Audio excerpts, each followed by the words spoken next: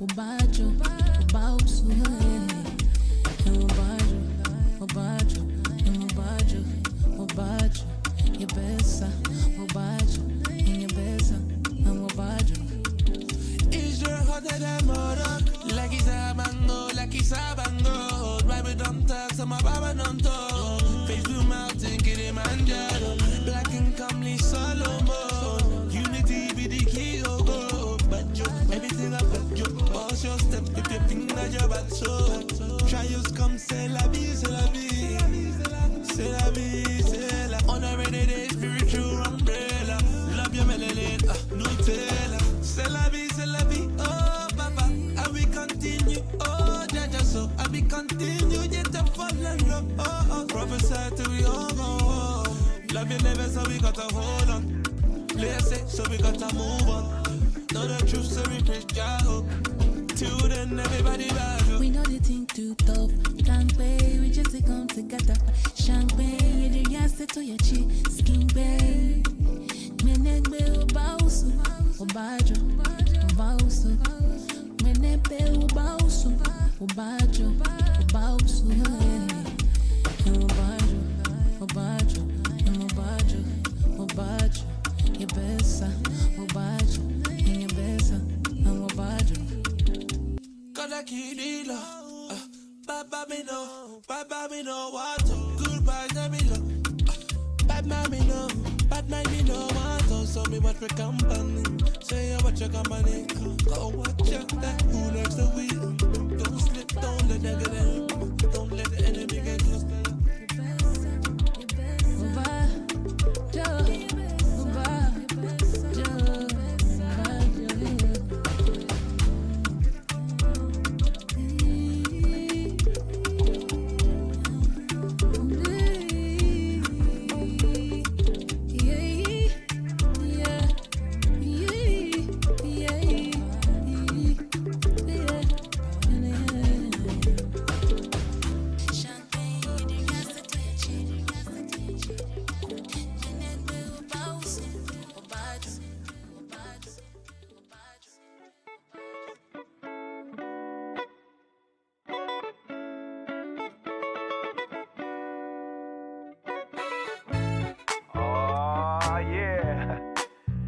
So Judah, you are now bringing you that southern soul. Yeah, got the message early morning. Got the order for the city, yeah, we stormy. I need all soldiers ready for war. Got 50 cities we need to tour. Oh yeah, finally I'm in the green.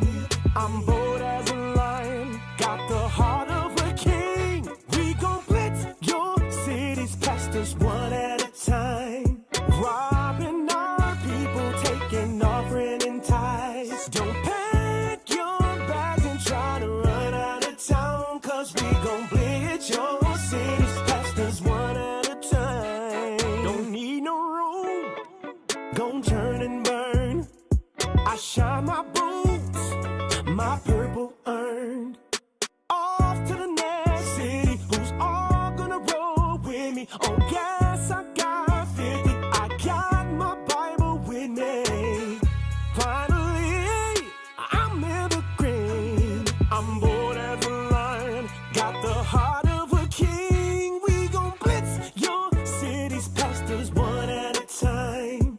Robbing our people, taking offering and tithes. Don't pack your bags and try to run out of town, cause we gon' blitz your city's pastors one at a time. We gon' blitz your city's pastors one at a time. Robbing our people, taking offering and tithes. Don't pack your bags and try to run, cause we gon' blitz your city's pastors one at a time.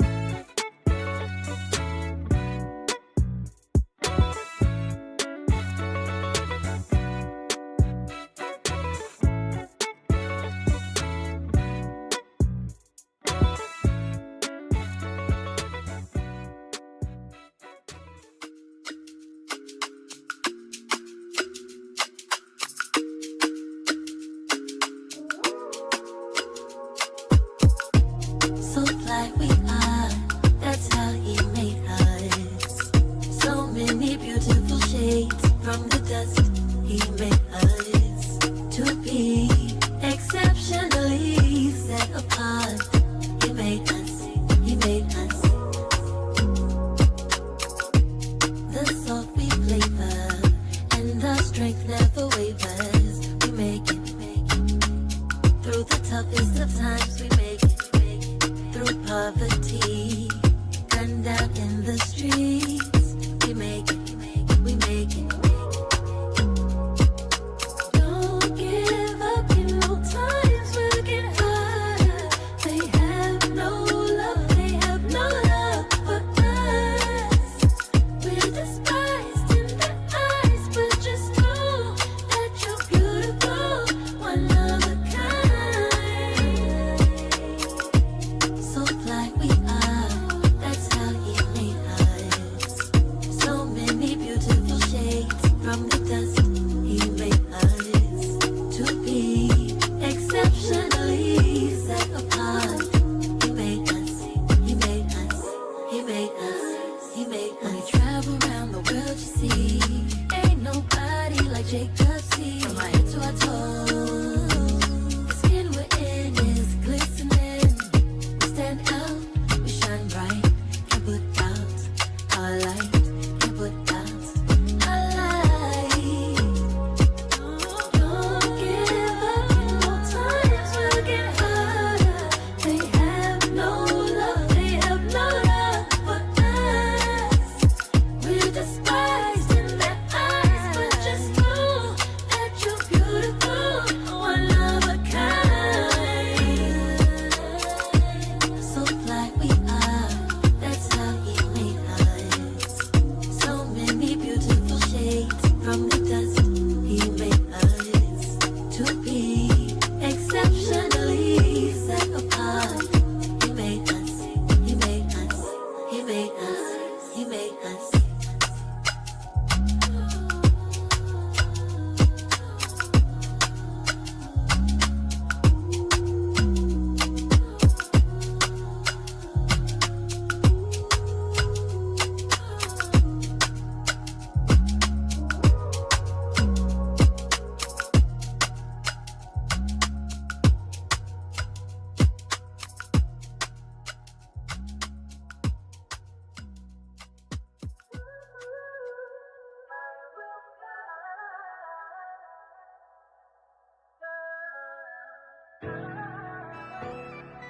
Ladies and gentlemen, may I have your attention, please, as we go through the following safety instructions.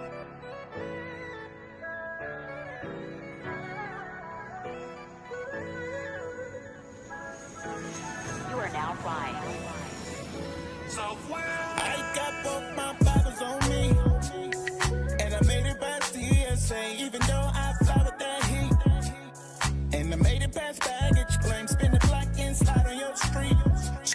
Bring it out, we be teaching in the morning. Good news for the people that's mourning. High time, wake up, quit snoring. Every city, every town we be touring. 2/3 on a bull, no Jordan. Purple rain in your city is pouring. If it's out west, New Heights, I'm soaring. They can talk and they can hate on me. Reaching places they will never see. UK to Ghana, Germany, to reach my family. Shout out to the Booster Club. We come around your town, get used to us. Your donation never get abused by us. And God we trust, and that's why you believe in us. We're heading out to wake them up, and we always giving praises to the one above. And we're grateful for your works, so we show you love. All praises to the Father for the Booster Club. Now we travel all over the world, over the world, over the world, over the world. We're traveling all over the world, over the world, over the world, over the world. We're traveling all over the world, over the world, over the world, over the world. We're traveling all over the world, over the world, over the world, over the world. Yeah. New levels, new heights I'm chasing. Travel worldwide, different fears I've been facing. Tribulation for my God, I embrace it. Now it's a plane, I return in a spaceship. Giving praises to the Father, the Superior. All around the world, we could touch in Nigeria. They hungry for the word cafeteria. Send a puppet out of Babylon, the exterior. It's not real love, no faking. Fam around the world, I'm trying to remember faith. racist. Touch when it's all gas, no breaking. Cause they love God and it's all they partaking. They could talk and they can hate on me. Reaching places they will never see. UK to Ghana, Germany, to reach my family. Shout out to the Booster Club. We come around your town, get used to us. Your donation never get abused by us. And God we trust, and that's why you believe in us. We're heading out to wake them up, and we always giving praises to the one above. And we're grateful for your works, so we show you love. All praises to the Father for the Booster Club. Now we travel all over the world, over the world, over the world, over the world. We're traveling all over the world, over the world, over the world, over the world. We're traveling all over the world, over the world, over the world, over the world. We're traveling all over the world, over the world, over the world, over the world. Yeah.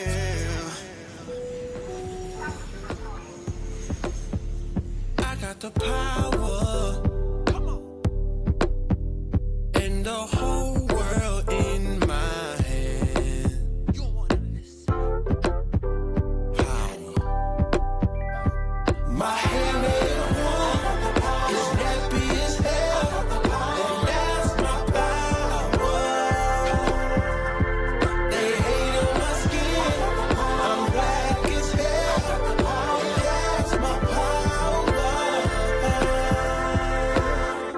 You hate my image, cause I'm made. Ooh, I'm made in the image of God. My hand ain't one, it's nappy as hell, and that's my power. They hate on my skin, I'm black as hell, and that's my power. Look, they hate on it. They took his image and they put a white face on it. I tell you, like Bambi, how dare you? Sheesh. We was made from the soil, but we not soil. We was made from the dirt, but we not dirt. They whitewashed the greatest image they had to. If I got cancer from the sun, I'd be mad too. I wear my melanin, I ain't got any tattoos. No ink on me, no markers. I'm light skinned, but shit, I wish I was darker. This time I'm doing it right with no author. Keep pushing, go harder. Yeah, keep pushing, get smarter.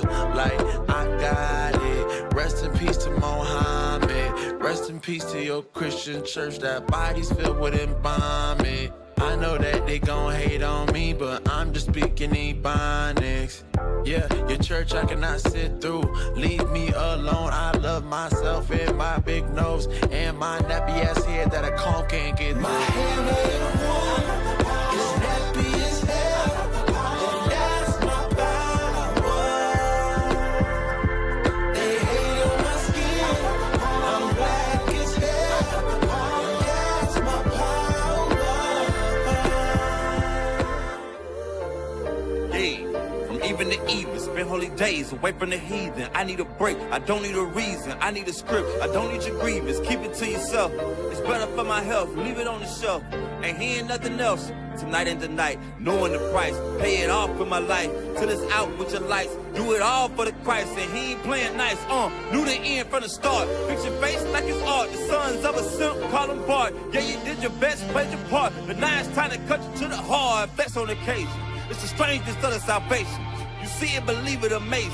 Them chariots coming invasion since the creation. War, mine, Lord, bless the general. Greatest nation, eat them unequivocal. Bombs dropping, buddy, cause it's biblical. Start shit, now it's time to finish. Whoa. Said he won't vote, we looking for smoke. So, we give him some more. We want the world, we breaking them down. Taking the kingdom, can't wait for the crown. We want the world, we breaking them down. Taking the kingdom, can't wait for the crown. It's the end of the world. Ain't the beginning of ours. It's the end of the world. Ain't the beginning of ours. It's the end of the world. Ain't the beginning of ours. We want the world, we breaking them down. Taking the kingdom, can't wait for the crown. It's the end of the world. I can't wait for our kingdom to start and for there to be finished. Get rid of all of their idols and lying religions. Look for the crown like an Edris. Hey, this that crown talk. Wisdom of Solomon 5 talk. This that second Edris 6 and 9. We want eyes talk. It's your time to end. and my time again. It's our time to win, away with the sin. You know what it is. Rejoice with my kin. See, that is why we repented. Go to the streets, I can see myself in it. The city is bright, the kingdom of light. A wonderful sight past the angels, the inner light. I need 1,000 years of labor. Sit on my throne with my savior. Try to know why and press alone. He bring pain like Major. You think the nations is equal to us? TK Kirkland, who raised you?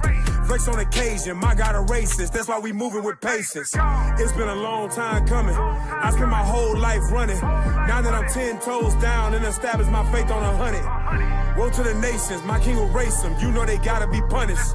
Jeremiah 25. Yeah, you know they gon' fry. Whoa! Said he won't vote, he looking for smoke. So, we give him some more. We want the world, we breaking them down. Taking the kingdom, can't wait for the crown. We want the world, we breaking them down. Taking the kingdom, can't wait for the crown. It's the end of the world. And the beginning of ours. It's the end of the world. And the beginning of ours. It's the end of the world. And the beginning of ours. We want the world, we breaking them down. Taking the kingdom, can't wait for the crown. It's the end of the world.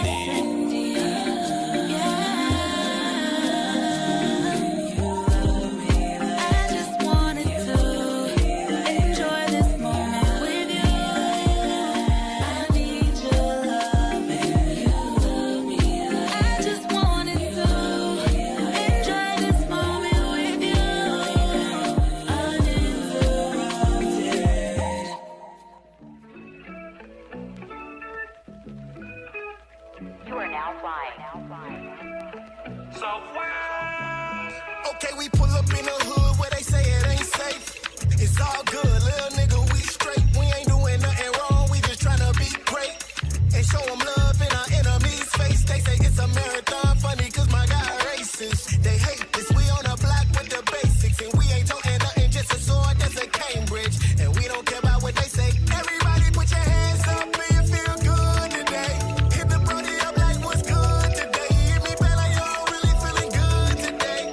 Probably about to hit another hood today. Now I'm swerving on the fly mission, but we like to call it serving. Cold on the hater, Iceman, George Gervin. Scriptures couldn't take this guaranteed to leave it hurting. Now tell me what the word is. We probably about to pull up in the hood where they say it ain't safe. It ain't safe.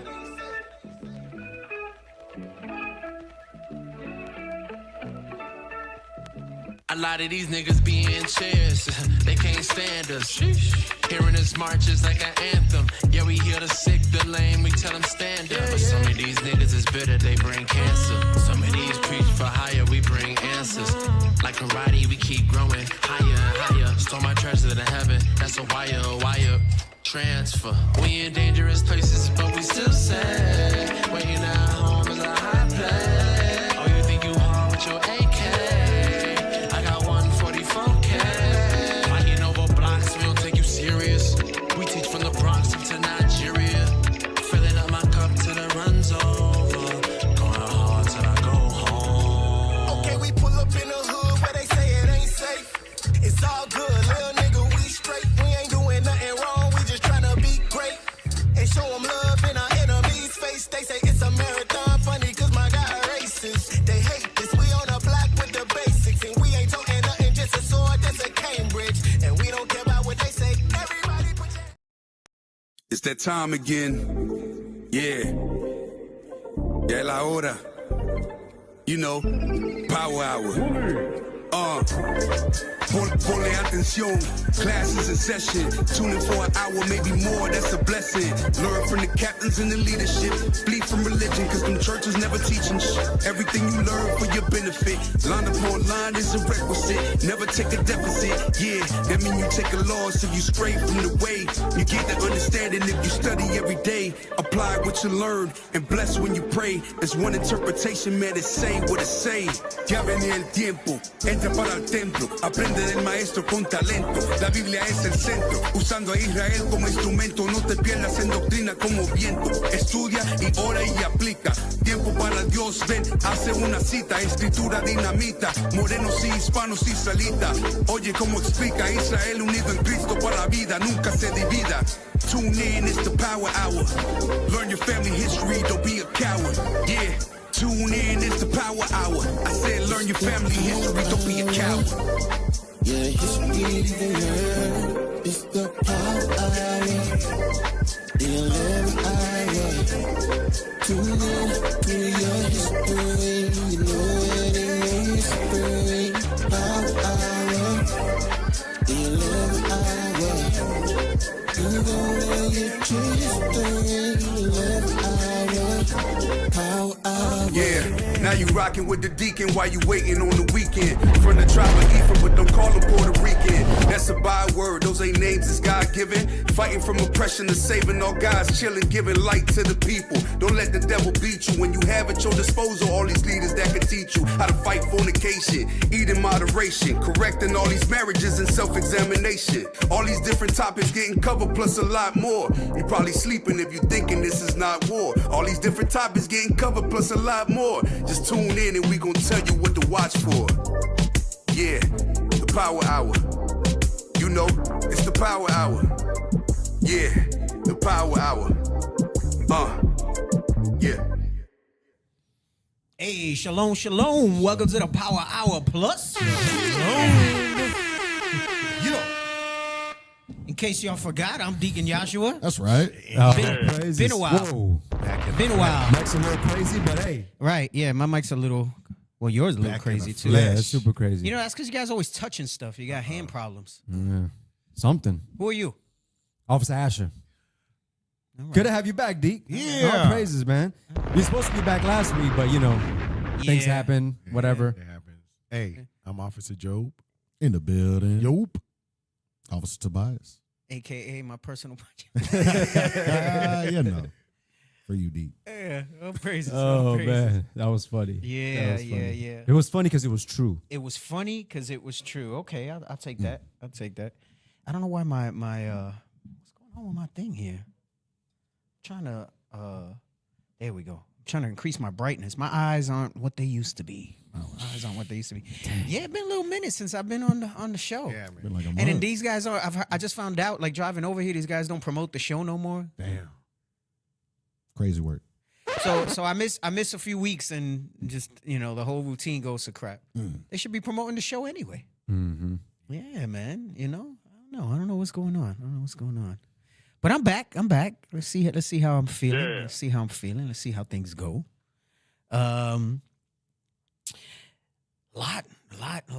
My thoughts have been all over the place. A lot of different things to talk about. I wanted to do the whole, kind of little bit of a Passover recap and whatever from last week, but I feel like the momentum's kind of gone. It's slowing down. It's kind of gone. You know how it is. I don't think I need to talk about that so much. So I need everyone to go and let everyone know Deke is back. Go share, like, comment, all that. Yeah. Losville, we got a good show for you too. We'll see what's up. Oh yeah. Am I centered right? Do you guys got me? Is that good enough? I like to move a lot, so I don't know. And you got the haircut too. Yeah, I was overdue. I couldn't even go get a haircut last week. I like to go like every 3 weeks. I know. I feel like my forehead's getting pushed back though. Oh man, those days. What's going on? Yeah, I don't know. man. That's what's waiting for me, Joe. Yeah, I don't wish it on no one. That's what's next. I don't wish You know it what on no though? one. I gotta say though, you rock it well though. Mm-hmm. Yeah, like you don't look like kind of out of place and stuff like Well, that. since if you've been rocking it since 12 years old, you kind of get. Oh snap! Very true. Yeah. Ash I hear knows my that. story. I I told hear him. that. Hey, so let's jump right into the housekeeping. What's going on? What we doing? What's coming up? First, we got to talk about what beard balm we might got on oil. oil. Sense of the night. Right, the sense of the night, depending on what Right. on what your goals I know we haven't been advertising MBD like that, but we kind of mention it like it's a staple. Yep. I will tell y'all. I think we reduced the prices a while back. Whatever's in stock is coming off of OR. I'm not saying MBD is gone. What I'm saying is there might be a little scarcity. There's gonna be a rework on it, and it's gonna be its own website and its own thing. But your selection of this, I'm gonna tell you right now, if you're an MBD fan, the selection of scents that you're accustomed to having in one shot, when we relaunch it, is not gonna be all those scents. You might get 5 at launch. So I would strongly advise y'all and spread the word to stock up. Stock up. Because we how we have like 28, including the unscented, I think. Yeah. No, it's not gonna be that way. I'm not saying we won't get to that, but they're not gonna always be available. Right. Like we're gonna rotate. Seasonal. We're gonna have our 5 top scents. Okay. Okay. And then everything else is gonna kind of rotate in and out periodically. Okay. Do you know those 5 top scents? I do, Or but is it not off the top of my head. All right. No, I do. I just don't know it off the top of my head. Some sandalwood. So in other words, it'd be best to buy now, especially with all these particular Right. scents Yeah, still you being can show the present. site and show them. So right now you go right. So it normally it's $19.99. Oh, and it's probably not gonna be that cheap, and it might even be more than $19.99 when all said and done. President Trump, bumping up the prices. Tariffs. Yeah, I We're They're used tariffs to and everything going up anyway. global stuff. So Right. so first of all, right now, look, you could get it at $15 for the 30 milliliter. All right, it's not gonna be $15 ever again. I can tell you that right now. And do the drop down. You see how you got all them scents available? It's not gonna be like that when we relaunch. So I strongly encourage y'all I know cognac. to stock up. Cuban's gonna be on there. Stock up. Yeah, cognac and Cuban is the top 5. Tobacco vanilla, that's a real good one. I hope that tax one's on there. I don't know. Tax return. We're gonna see. Stock To Uh, get that real sandalwood. Yeah. Get a Yeah. couple So of them. I like, and I'm not saying it to try to drive sales. I'm just letting you know. Right. Once that stuff is gone, it's gone. That's it. You gotta that's it. roll with the While punches of the getting time. times, man. Yeah. Once that stuff is gone, it's So gone. what scent are you wearing tonight, D? I am rocking mahogany spice. Mahogany spice. Yeah. That one's nice. fire. I felt spicy. Yes. Felt spicy tonight. Got the hair. Because I might hurt some feelings with the topic. Oh, it's one of those. You know I what? saw that coming a long If time it hurts ago. your feelings, it's for you. Ooh, bark dog. That's Hollers. it. That's it. What's up? What you? Tobias said I'm used to it. Well, you're not a beard oil guy, so I guess we don't gotta ask guy. you. No. You can ask me, D. Yeah. You can ask me. Yeah, With your Arab beard, I've repented since like 2 years ago. right? Don't he got the Arab beard? You know what I'm talking about? Like, because some of them don't have the beard on the cheeks; they just got it here. Oh And, man. and then he hardly got any type of stash. So he looked like those. What's that style where it's just the bottom? Like, oh, hey, scroll down. I don't know, D. Scroll down. I think I saw it. Yeah, nah, that looked too clean. That's too clean. Are you talking about the Amish? Is that what you're Nah, talking it's not about? the Amish. Some Arabs got it. Some Arabs got Yeah, it. Oh, but I know who maybe you're maybe looking he up. do got Khabib the. is crazy. Yeah. Now even Khabib got some cheek beard though. Even Khabib. Now do the Amish Yo, one. Maybe this he is right. crazy. Do the Amish one. Oh my god. Do the Amish beard. Because they don't have no mustache. Oh. Yeah, real that's close him right to it. there. Oh, This one right wow. here. That's him right there. That's the Asher. That's the Asher, bro. He rocking. That's the man. Asher right there. He got the Amish already joint. starting. He got the. Oh, it's all right though. You were getting in on my punching bag. Yeah. I was, I was waiting for it. Hey, but the beard always have been working. Because, since like last year, 2 years ago, It has, bro. I have not had so much right here. And it don't look all crazy. I don't know if you're combing it I've been different working, or whatever. I've been working on the cuts. I'm doing my own hair now and all that. Okay, so all right. working on it. So you're taking sound counsel. Yeah, I still need that video. You never sent it, Deke. Oh, on how to trim Yeah, it, how to if you- trim it you know, up. if you can Yeah. send it. Okay, you gotta remind me, like when I'm home and Yeah, the time is. got you. One of these days you'll hit the perfect timing when I can look it up on my phone and send it to you. Gotcha, right, And right. I like the trim because I actually tried it, and because I got sick of combing my beard out and like stuff would be like this ever since I did the trim. Oh, I trimmed today because I was like looking at some pictures and so the hair was growing and like I couldn't get my cut and then the beard was growing. I was talking to Officer Zarad this morning. I was like, yo, I kind of wanted to grow it, but I don't know. I feel like it makes my head bigger and everything. Like it makes my head look longer and bigger. So I don't know. So I said I'm gonna trim it closer because it was longer than this. Like I was gonna come with it like kind of. Yeah, it was fuller. Yeah, and then I don't know. Like I don't have that. It's always like all over the place. So my beard hair is like Christ. Hey, Maybe not the hair up here, but down here it's hey, kind it's of good problems. it's kind of Good- Christ-like. Good problems, Deke. It's kind of 'Cause you Christ. came a long way. What you rocking? What you? Hey, Wait. He didn't say what he was rocking. So Hold I on. got the last bit of my tobacco vanilla. Oh, see, he said the last bit. That Yeah. cheap ass. Don't buy nothing. What you got? I have Morocco mint. Oh, the Moroccan Yes. mint. I Yeah, love that's the nice. Moroccan. That's nice. People sleep on the mints. People Yeah. sleep on the mints. What about you, Toby? Rose sandalwood. Okay, yeah. That's. I've been rocking the rose sandalwood like on the regular, but tonight I felt like mahogany and spice. I feel The class is gonna be spicy I too. felt like Spicy. mahogany and spice. All right, okay. What's up? We got commercials. Oh yeah, we gotta take care of the housekeeping, the further housekeeping. Oh well, Let's go first ahead of and pull all, those videos. first of all, hit the like. All right. Yeah, that's Damn, what I'm about to say. Why we only got 185 people in there? Like, what happened? You know what? It was low last week too, man. Yeah. Like I said, we need to start advertising. So these again. guys just stopped promoting the show. we need to basically. start promoting. Yeah. Wow, that's paltry. We usually up at least near 500-600. That's what I'm Yeah. saying. Well, that comes a And- little bit later, but still, it's usually higher than this. No, now It's with the usually time higher than change, you this. think it'd be earlier. That's true. Yeah, that's wild. Maybe they think it's a replay or it's. They think it's one of us. Yeah, but y'all been doing some good topics when y'all Yeah. cover though. You know, Like so I said, shame, last week shame was on like- them if they don't tune in when y'all teaching because y'all bringing stuff out. You know what I'm saying? All Like, praises. Yeah, last week was just lower than usual, like I said, but I don't know. oh, got a shout out for OR customer service. Hey, all praises. That's What? good to hear. That's That's what- good to Praises. hear. That's a real G right Because there. usually people is Complaining. nasty to customer service, but Damn. that's all right. All praise to the Most High. All praise to the Most High. Israel. What's up? What we got? What we showing? All right, let's put up the first video. The OR. No, not the coming soon. Do that one last in the middle. Do the one on the left first.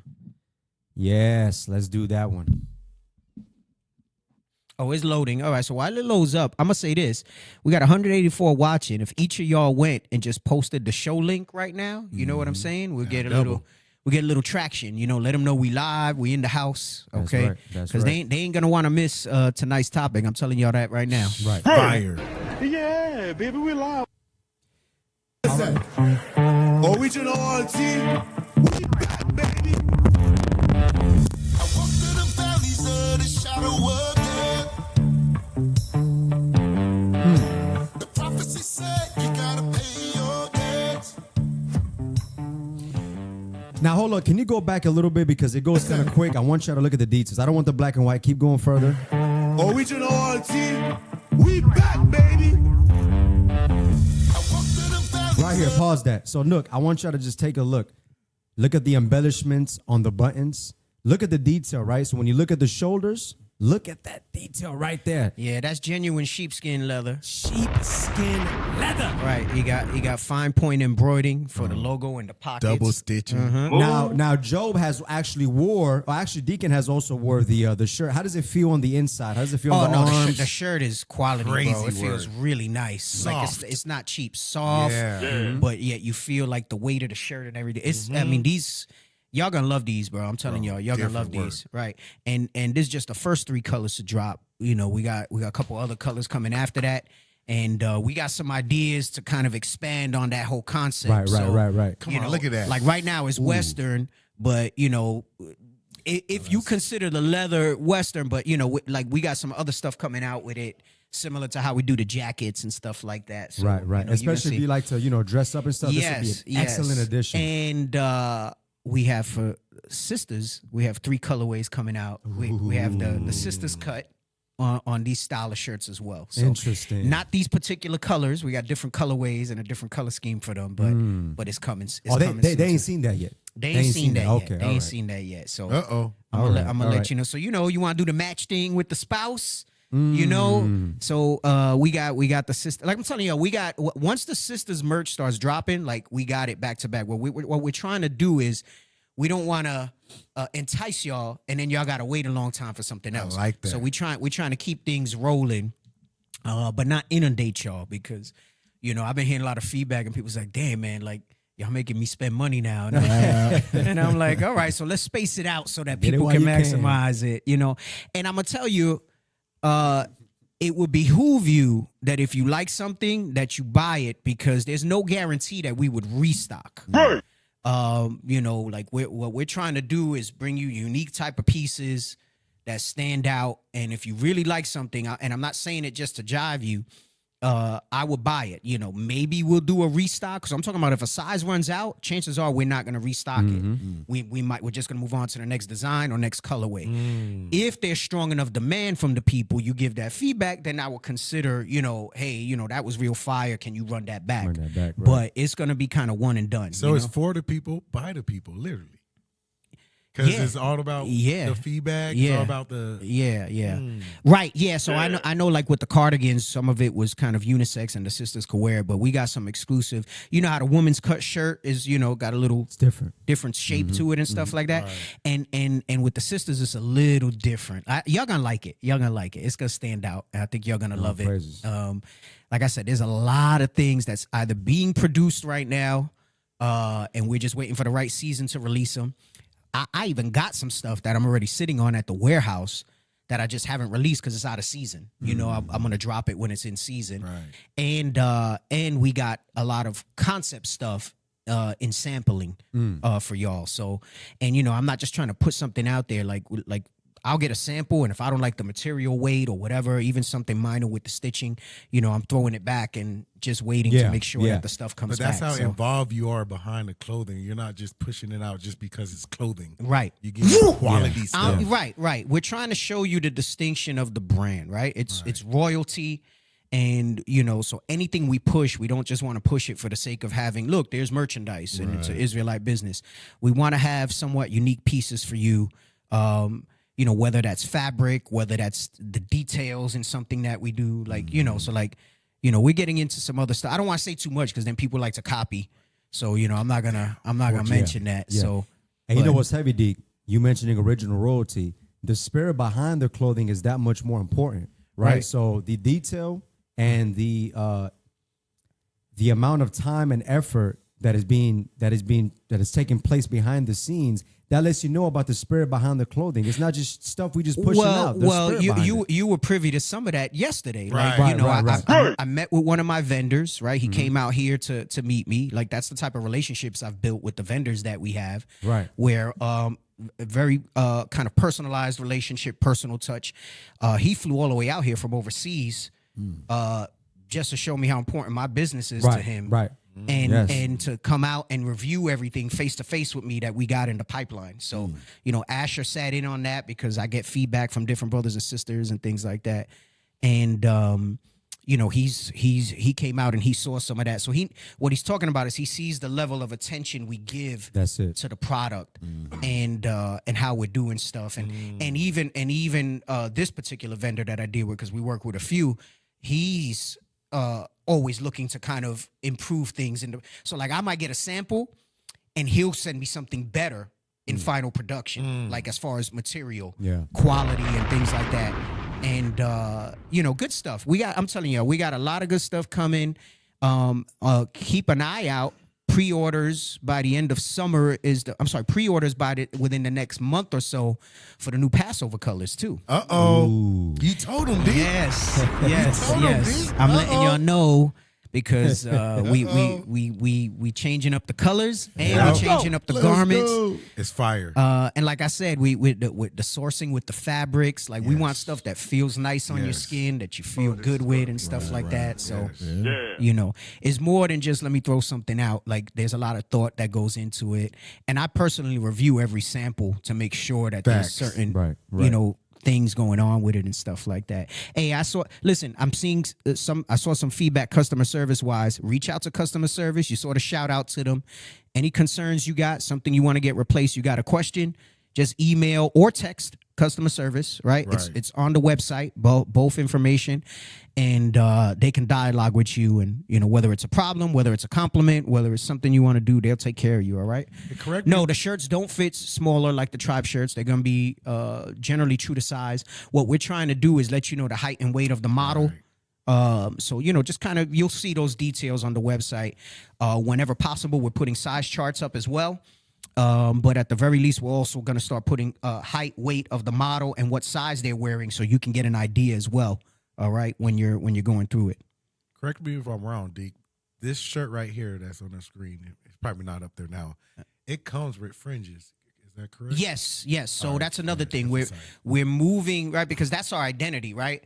So I know some people like their own. They want to pick their own color fringe. We will have merchandise like that too. But I'm trying to push the Israelite identity as well. And I don't want to say most of the stuff, but at least half of what we put out, when appropriate, we're going to sell pre-fringed.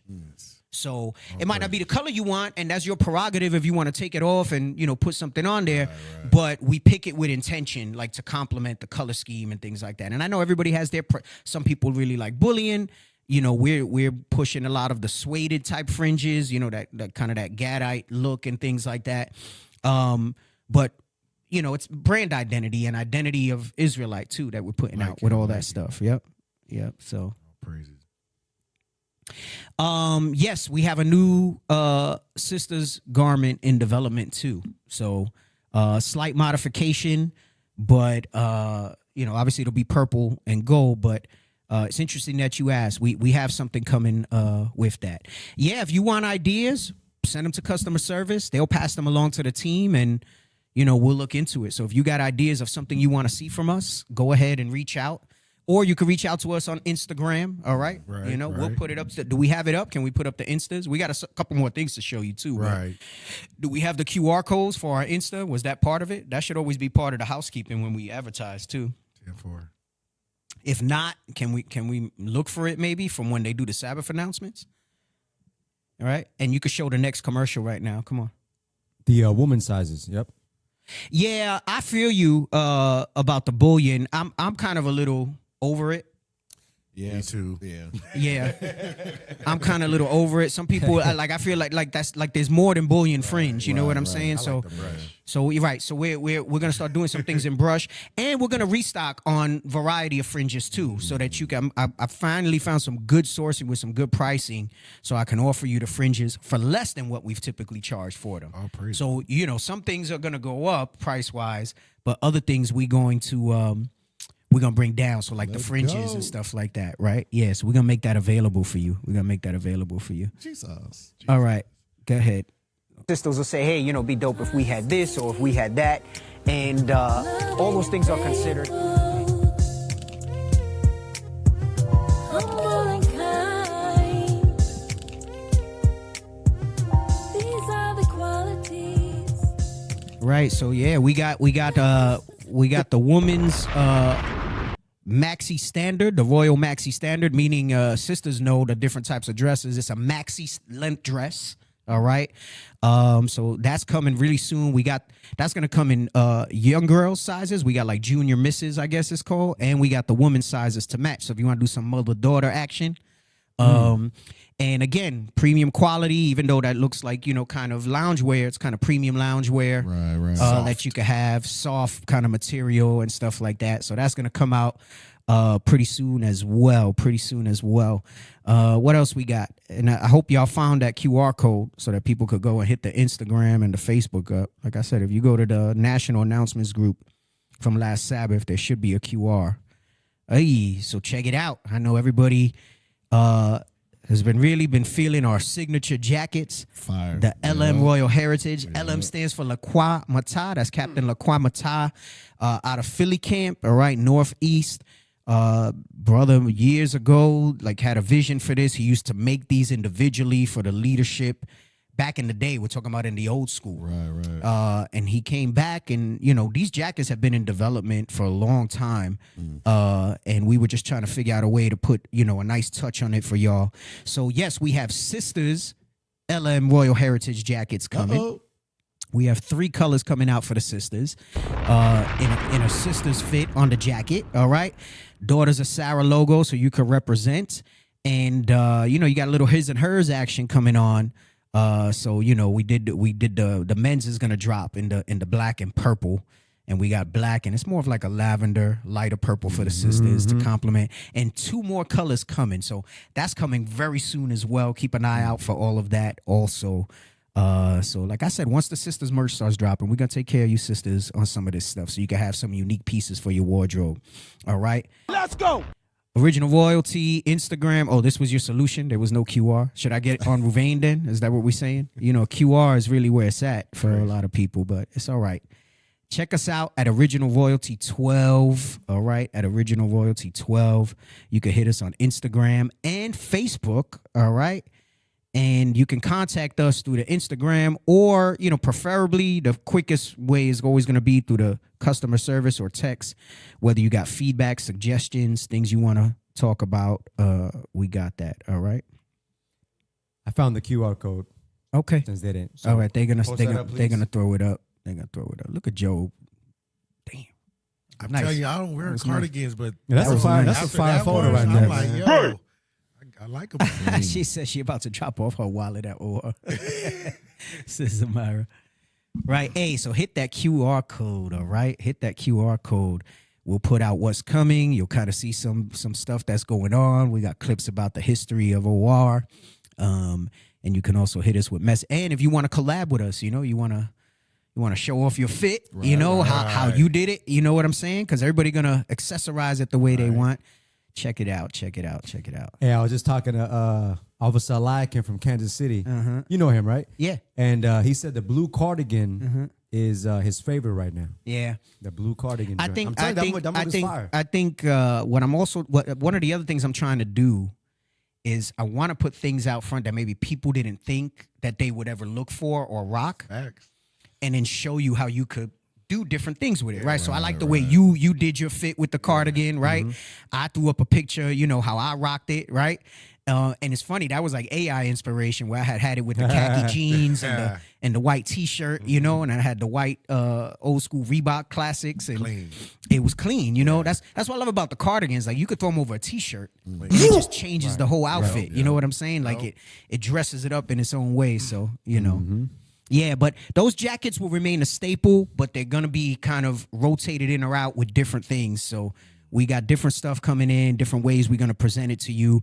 And same thing with the jackets. I'm gonna tell y'all, once they gone, they gone. They're gonna be very limited releases. We might not do those colorways again unless, you know, y'all kind of like beat the door down and say like, yo, I really need to grab mine. So if you like something and you see it, don't hesitate. I'm telling y'all, grab it. We kind of gonna keep it, you know, because I know some people's like, damn, I don't want to look like everybody. So we keeping the numbers limited. So you trust me, you're not gonna look like everybody because everybody ain't gonna be able to get one. Right. Everybody ain't gonna be able to get That one. part. Right. You know what I'm saying? So, you know, you did your thing with the hat there. Hey, my wife. Nice man, fit. She hooked it up. Yeah. Looking sharp, bro. Looking sharp. Looking sharp. Oh, your wife dressed you up? Yeah. She did. I feel that. She, I feel that. She did her thing. Yeah. Hey, can we lower the temperature a little bit? And then throw up the QR again one more time. We're going to move on. I want to hit the fitness piece before I get into the main topic. All right, we're leaving that QR code up for a minute. Modest swimsuits. Yeah, we got some stuff in development for y'all with that too. That's a little harder because I feel like we know what the scripture says modesty is. And then I know that some sisters maybe feel like they want to be a little more modest than what it might be. So I'm trying to, you know, you can't accommodate everybody for every style. So I'm trying to put something out where, you know, the majority of sisters will feel comfortable and confident with something like that as far as, you know, the swimsuits are concerned. So Right. The tedious line. Right. Hey, make sure you hit that like button on the way in. All right. You know, if you haven't hit it and you popped in here and you just lingering, hit that like. We got 275 watching, but only 177 likes. All right. So let me do my fitness piece. I'm going to talk about this. Let's get it. Calories or hormones for fat loss.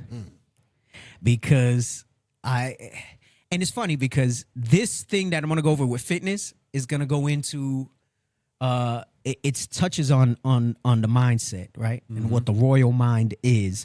I did a class for New Moon called Royal or Ratchet where I kind of went into the reminder of how royal we are and how we still accustom ourselves to poor habits generally. Niggerdom. Yeah. And I mean, I showed the extreme of it in some of the segments that I showed in that class. But today I'm going to focus a little more, I mean, I'll show some extreme, but a little more on the subtleness of how we still give life to the old man or woman. And a lot of that has to do with your mindset. And I'm going to tell you one thing that's the main thing that I've learned in this truth, in my years in this truth, is the quicker you get to the point where you take your measure of accountability in something.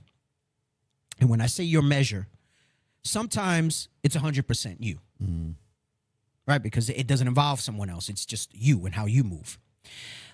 If it's something where there's a conflict with another individual, generally, no one's fully innocent. Generally, there are cases where that might be 100% you too, but usually there's blame on both parts. When you get to the point where you move quicker to accept accountability, what happens when you accept accountability is there's a process that goes with it where you get to resolution. You're going to grow and mature and feed that spiritual man or woman so much more consistently. And the enlightenment that you think you have now is going to pale in comparison to what you think you have now when you get to that point.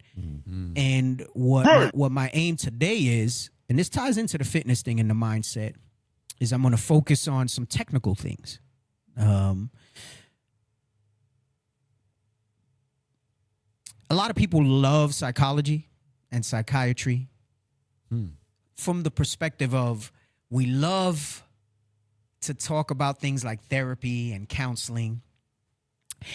And I'm going to tell you, those professions without the Bible and without the spiritual understanding, it's all going to be what the world says, right? So you've heard myself, maybe even Bishop, you know, the answer's not going to sit on therapist's couch for the issues that we have. We have brothers and sisters in IUIC who are bringing that spiritual element to it, not necessarily giving scriptures to people, but that level of understanding layered on what you know, right? So like you bring everything into subjection to Christ. You bring everything in subjection to the Most High. So that's changing, where we have things like the hope and healing, and we have brothers and sisters that are going to school to get a level of that. Right. And then what they're going to do is with what they understand spiritually, then be able to apply that here. That's different. Fine. But if you're going to a therapist that has no idea about the laws, statutes, and commandments, they're not really giving you the actionable things that you need to heal. And if they do, it's not going to be biblically based. So what you're going to wind up getting from that, right? Because if the scripture talks about this world being polluted, right? Let me get that in Micah, and I'm going to come back because this goes with the health piece that I'm going to go into. The book of Micah, chapter 2 and verse 10. Arise ye and depart, for this is not your rest. Right, so it's saying that things in this earth, while we have to use the world but not abuse it, you read that in 1 Corinthians 7, you can't get so comfortable or accustomed to the status quo, right, or the cults of personality, right, or they also call it the zeitgeist of the times. Another term that they use is the Overton window. I don't know if you've ever heard of that term. Look that up because we'll talk about that later. Don't let me forget it. It's what generally society accepts as acceptable behavior. So what kind of becomes normalized. And as long as you stay within that window, and we'll explain it a little more detailed later, you're kind of in a safe space. If you go up or down from that space, people start to look at you wild. Right. So what happens is the world, where it says this is not your rest, a lot of times we think that means that it's just from the perspective of being a pilgrim, right, or sojourner here. But no, it's not just that. It means you can't have confidence in the things of this world, right? Oppositions of science, right? And the therapy without the spiritual aspect is not going to get you anywhere.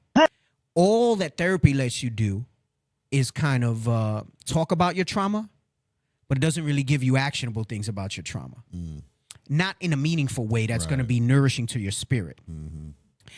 And it's polluted, right? Go ahead. Read up this from the top again. Arise ye and depart, for this is not your rest. Right. This is not your rest, meaning you shouldn't have so much confidence in the things here that you forget the scriptural aspect of things, right? Because that's the medicine. The healing comes of the Lord. Go ahead. Come on. Because it is polluted. It is polluted. That's the reason, letting you know that without the scriptures, anything that this tells you here, or without that frame of reference of the scriptures, is not going to be good for you. Right. Right? They're going to tell you this is clean when the Bible says this is dirty. They're going to tell you the Bible says this is the way. Walk ye in it. Right? Give me that verse real quick. You know what I'm talking about? Yes, sir. It says this is the way. Walk ye in it. It didn't say the world way. We just read that the world is polluted, right? Because I'm not saying that you should feel guilty about your hangups and your past trauma, but what we tend to do is, whether intentionally or inadvertently, and inadvertently is a little understandable, you're a result of your trauma and how you came through it on the other side. But if you continue to use that as an excuse for your lack of growth, you're not going to endure in this, and you're not going to make it to the end, right? So it's really critical that the more meaningful changes that you make, right? Because the topic is breaking trauma, the excuses that we make, and the foolish cycles that we continue in. And I'm going to talk about a gamut of things today. We had some events recently that were alcohol driven, and it amazes me still how people defend. Remember, I did a class called Lawyers for the Bottle.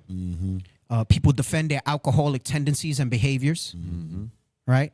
Don't let me forget to talk about that and read Proverbs 31 about that, because one thing that Proverbs 31 talks about is it doesn't say that you got to be drunk for your judgment to be perverted. Right. It just says the drinking perverts it.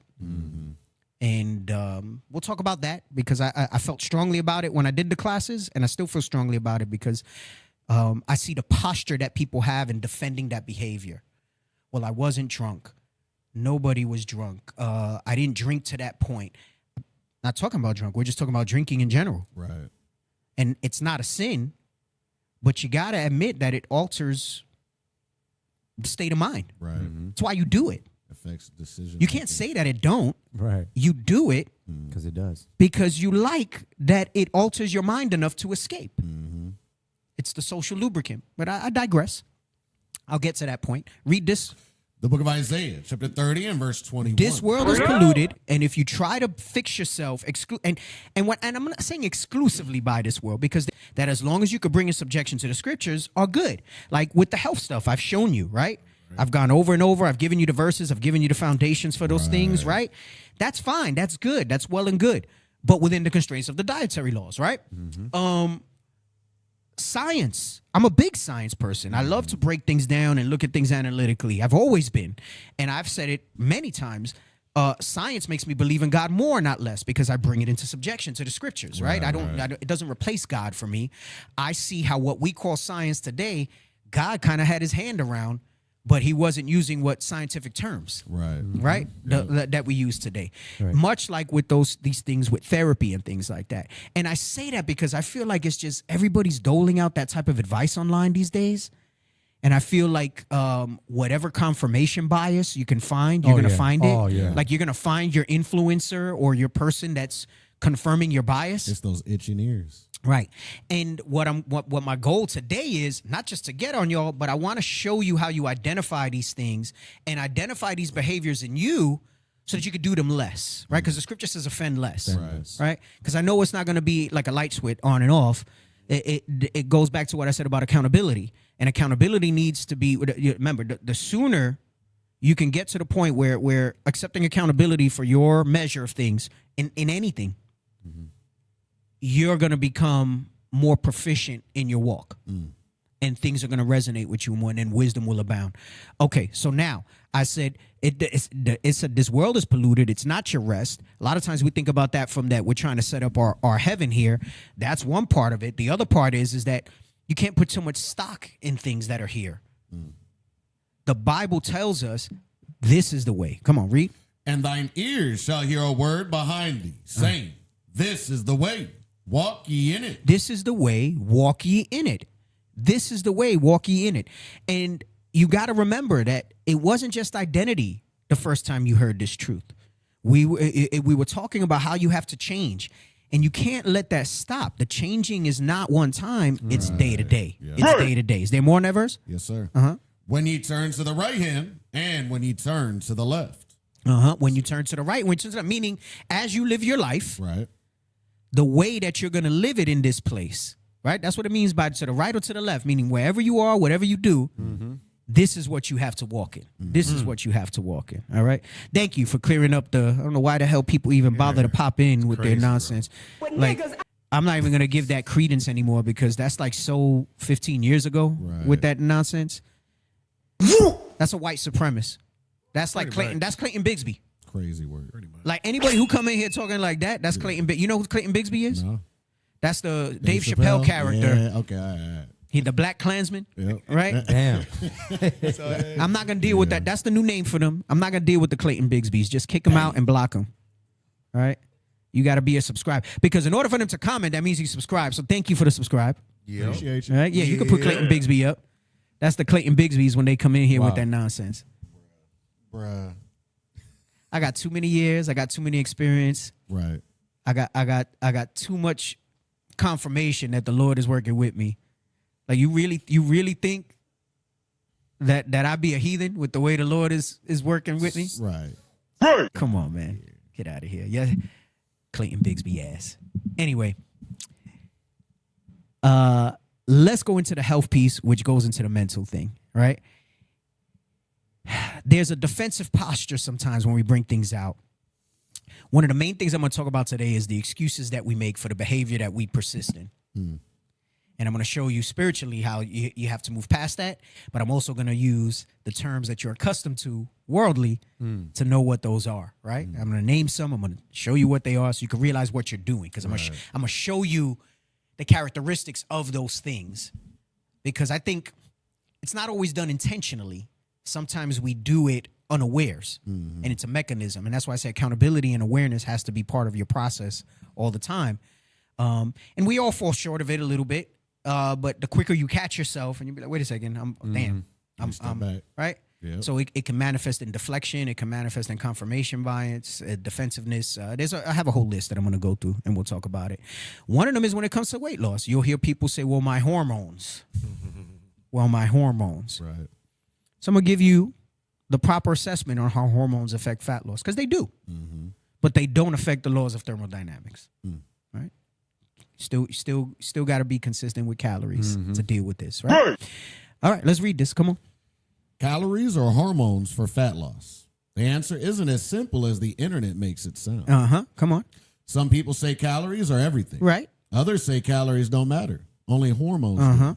The reality, hormones absolutely matter. Right. So those of you who have your hormone excuse, it's my thyroid, it's my PCOS, it's whatever it is that you have, they do affect you metabolically. They do. Right? Go ahead. Come on. But they work within the context of calories in, calories out. There's the caveat. That's important. You make the excuse that my hormones prevent calories in, calories out. It don't work. I'm resigned to being fat. Right. Right? And let me tell you something. I don't want to do it to the point of where it's an appearance preference. It is unhealthy. Right. I've shown it on the show, what fat does in your body, what it does to you metabolically. To be in an unhealthy weight is detrimental to your life and well-being. So stop looking at it about an appearance thing. And, you know, are we genetically predisposed to hold fat in certain areas? Absolutely. Men generally hold it in their chest and stomach. Women hold it in their hips and thighs and the back of their arms. Right? A little jiggle. Right? Generally. Generally speaking. And then, you know, you have your own, how your lineage is, right? Some people, the genetics is fire and they don't really hold a lot of fat, right? It's fine. It plays a role within the context of calories in and calories out also, though, right? You got to get out of the mindset that any measure of overweight is acceptable, because it's not. It's unhealthy, right? Like, you know, there's all these different metrics that they use, whether it's every percentage over a normal body fat, whether it's every inch over an ideal waist range. The increase of your exposure long term, because, you know, maybe it's kind of like judgment, where the scripture says, since judgment don't come right away, right? You kind of get lax. Since you're not dropping dead tomorrow, you don't realize the choices that you're making today and staying in that overweight state, how it's going to affect you 10, 15, 20 years from now. Some of you, it might be tomorrow. Some of you, it might be 15, 20 years. I'm seeing too many of our brothers and sisters with these issues that are metabolically driven, right? And then people like to talk about stress. Oh, it's stress. Nobody's so stressed to the point that your body's breaking down. And let me clarify what I mean by that when I say nobody. What I mean is people who fight in wars are stressed that way. Right? People who've experienced, you know, rapes and, you know, trafficking and things like that, they might be stressed to that extent. And that's a harder road to recover from, right? You're stressed from your job and that you can't pay your bills, and from your spouse and from your kids, is not the reason that you went to the hospital for heart stress. It's not the reason you went to the hospital with diabetes or high blood pressure. It's your diet. It's the choices that you make day to day. It's the choices that you make with activity. That's where the issue really is, right? And until you own and accept that, you're just going to maintain that state that you're in, and that cycle, right? That cycle that you're in. So the reality is, like we just read, hormones do matter, but they work within the context of calories in and calories out. I've said it in other words, where it becomes more challenging, so you have to be more aware of where your measures are, of what calories are weight loss, what calories are weight gain for you, what calories are maintenance and health for you. They might be a little different for you because of the hormonal fluctuations that you have, but it still applies and it still works. Just might mean you need a deeper deficit. Just might mean, you you need a different number than the next person, which if you think about it, generally is the same across spectrums, right? Yep. But anyway, come on, go ahead. Keep reading. Low thyroid hormone can lower your metabolic rate. You burn fewer calories at rest. Right. So you have low thyroid, you burn fewer calories at rest. That means your basal metabolic rate might not be as high as somebody comparable height and weight in you that doesn't have that, right? Right. Go ahead. Come on. Low testosterone can reduce muscle mass. Uh-huh. Less muscle means fewer calories burned each day and a higher likelihood of storing fat. Okay, which is why strength training should be the foundation if you want to maintain a certain weight once you get there long term. Go ahead. Come on.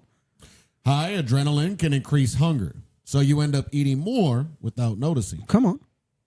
Low leptin weakens the signal that tells your brain you're full, so you overeat. Go ahead. High cortisol drives appetite and cravings for calorie-dense foods. Uh-huh. And in conditions like PCOS, hormonal shifts affect appetite, insulin sensitivity, and can slightly lower your daily energy expenditure. So I'm acknowledging all your hormone problems. Right. Come on. Notice the pattern. Every one of those hormones is influencing either how many calories you eat, how many you burn, or what your body does with them. Go ahead. Come on. Hormones don't replace calories in versus calories And out. that's the point, though. Those hormonal things influence, but that's not the reason why you're not accomplishing your goals. Right. You still fail to realize that a little is sufficient for a man well nourished, which translated plainly means eat more whole foods versus the packaged stuff, right? Or if it is packaged stuff, make sure it's minimally processed, right? Fill yourself up with veggies and protein, and you can have your carbs within the context of your specific calories. And while some of these hormonal things will make it harder, right? Your hunger might be more. What they do is they affect it, but they don't replace the calories in, calories out. Go ahead, come on. Hormones don't replace calories in versus calories out. They just affect it. Come on. Fat loss still requires a calorie deficit. It still requires a calorie deficit. It's not an excuse for it. So you can't say it doesn't work because of my hormones. No, it doesn't work because your hormones are affecting this metric. Right. So you have to figure out the things. Look, the reality is if you're trying to lose weight, you're going to be hungry. There's going to be times where you're hungry. Yeah. Discomfort. So either get used to a certain level of discomfort, and I'm not saying you got to power through. The hormones really drive those cravings. Right. Yeah. But this is why you got to change the foods you eat. Don't eat the foods that trigger you to eat a whole bunch of them. If Cheetos Puffs, I can't just eat a serving. Right. Hell no. I can't just eat a serving of Oreos. I can't just eat a serving of Oreos. So I rather not eat them when I'm in a phase where I know I'm trying to maintain a certain goal that I want to meet. Right. Because I know it'll trigger the response in me that I'm not strong enough to fight. That's not making provision for the flesh. Yes, yes. See, there you go. Ding, ding, ding. A biblical application to something as simple as weight loss, right? So guess what? I find different ways to satisfy my sweet tooth or my salty tooth that I can eat a serving and not go off the rails, right? And not go off the rails. Go ahead, come on. Hormones make that deficit easier or harder to maintain. Right, so it doesn't change it. I'm acknowledging that it makes it harder or easier if you have them regulated, right? So you got to be more aware is really what the solution is. Go ahead, come on. That's it. That's what he says there. So the hormones, it doesn't mean you can't. What it means is know that it's going to make it harder, so your battle is going to be that much tighter. Oh, yeah, this is a great one. This is a great one. I was only going to show one, but I will show this, right? Yeah. Remember, I said it's not just about appearance, it's what it does to your body, right? Let's read this while we have this graphic up. Come on. This is not just normal fat, and understanding that changes everything. Lipedema is a medical condition that affects adipose tissue, leading to pain, inflammation, a constant feeling of heaviness. And no, it can't be fixed with diet or exercise. And I know everybody alone. in the Israelite community loves to talk about inflammation, right? Which is true. Chronic inflammation drives all disease in the body. Right. Chronic. Inflammation is actually a body's defense mechanism when it's acute, right? It'll raise when it needs to and then go back to where it needs to go to. Chronic inflammation is an issue. You know what makes you have chronic inflammation? high fat in your body. High fat in your body leaves you in a state of chronic inflammation. And it drives all of the type of metabolic issues that we have. Go ahead, come on. That's where the right approach makes all the difference. With proper treatment, you can reduce pain, improve circulation, decrease inflammation, regain your quality of life. Because it's not just about appearance, it's about how you feel every single day. Scroll down. Is that it on that? Okay. So look, you have different adipose tissue. The longer you have it, it winds up becoming these different nodules. Edema is water retention, but not in the cells. It comes out in the skin. It winds up leading to inflammation. Sometimes you get fibrosis.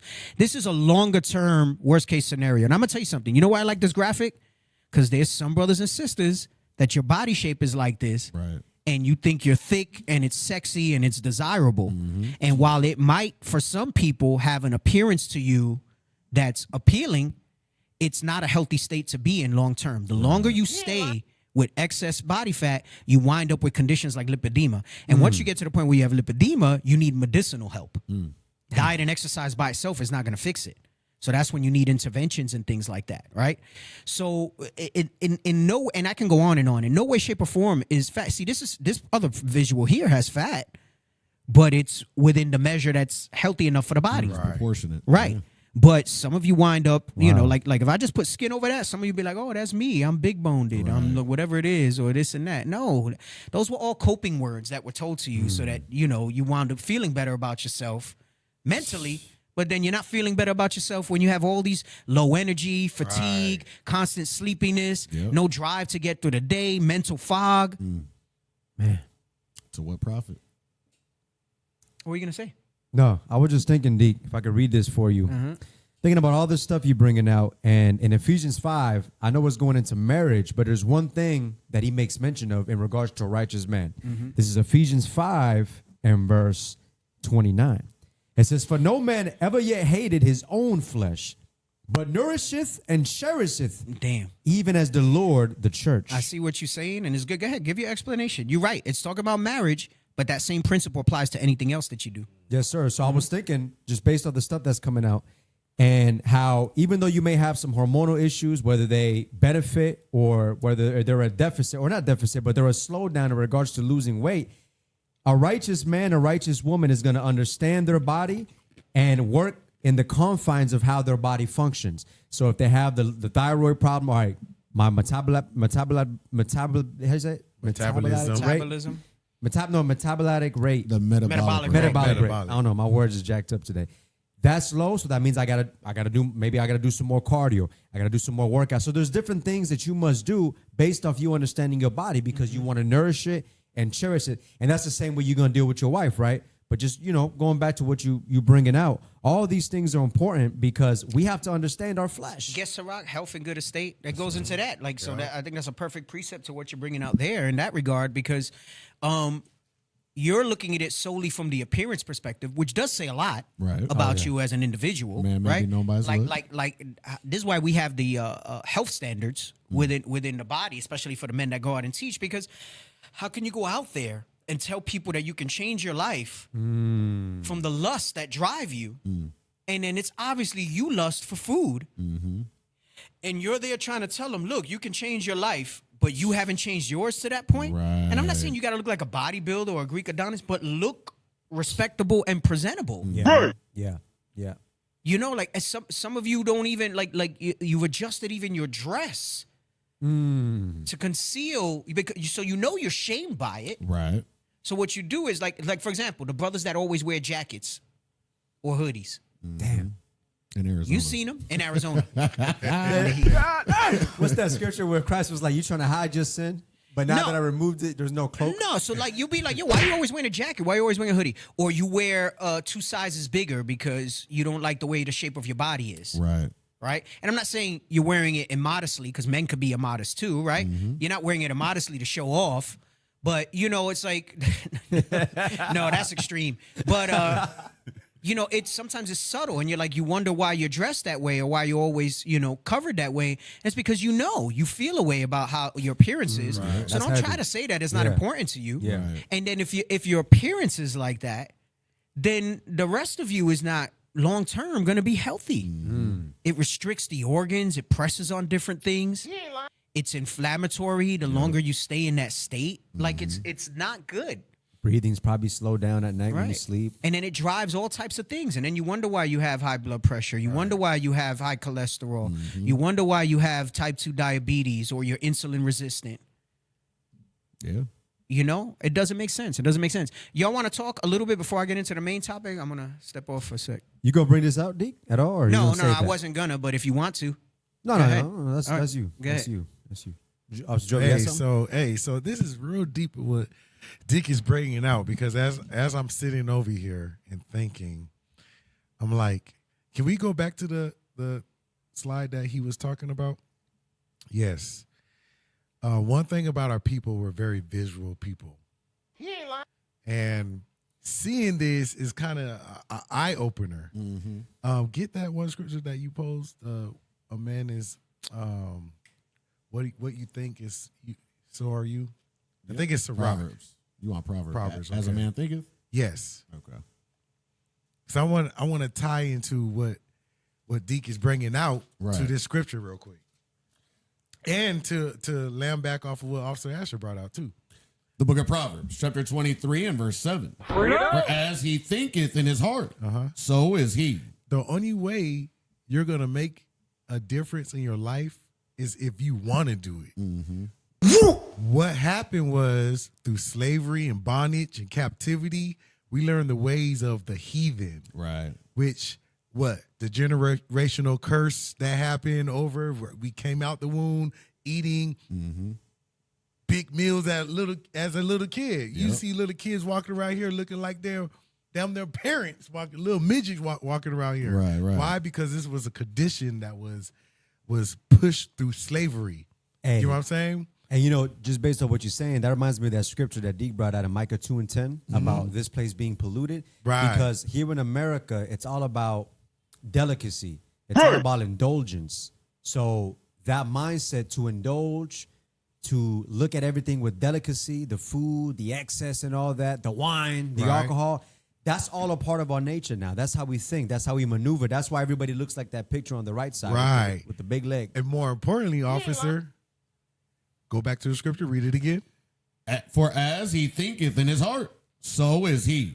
We was never taught how to calorie count growing up. We was never taught all these ways of how to make sure our diet is in order.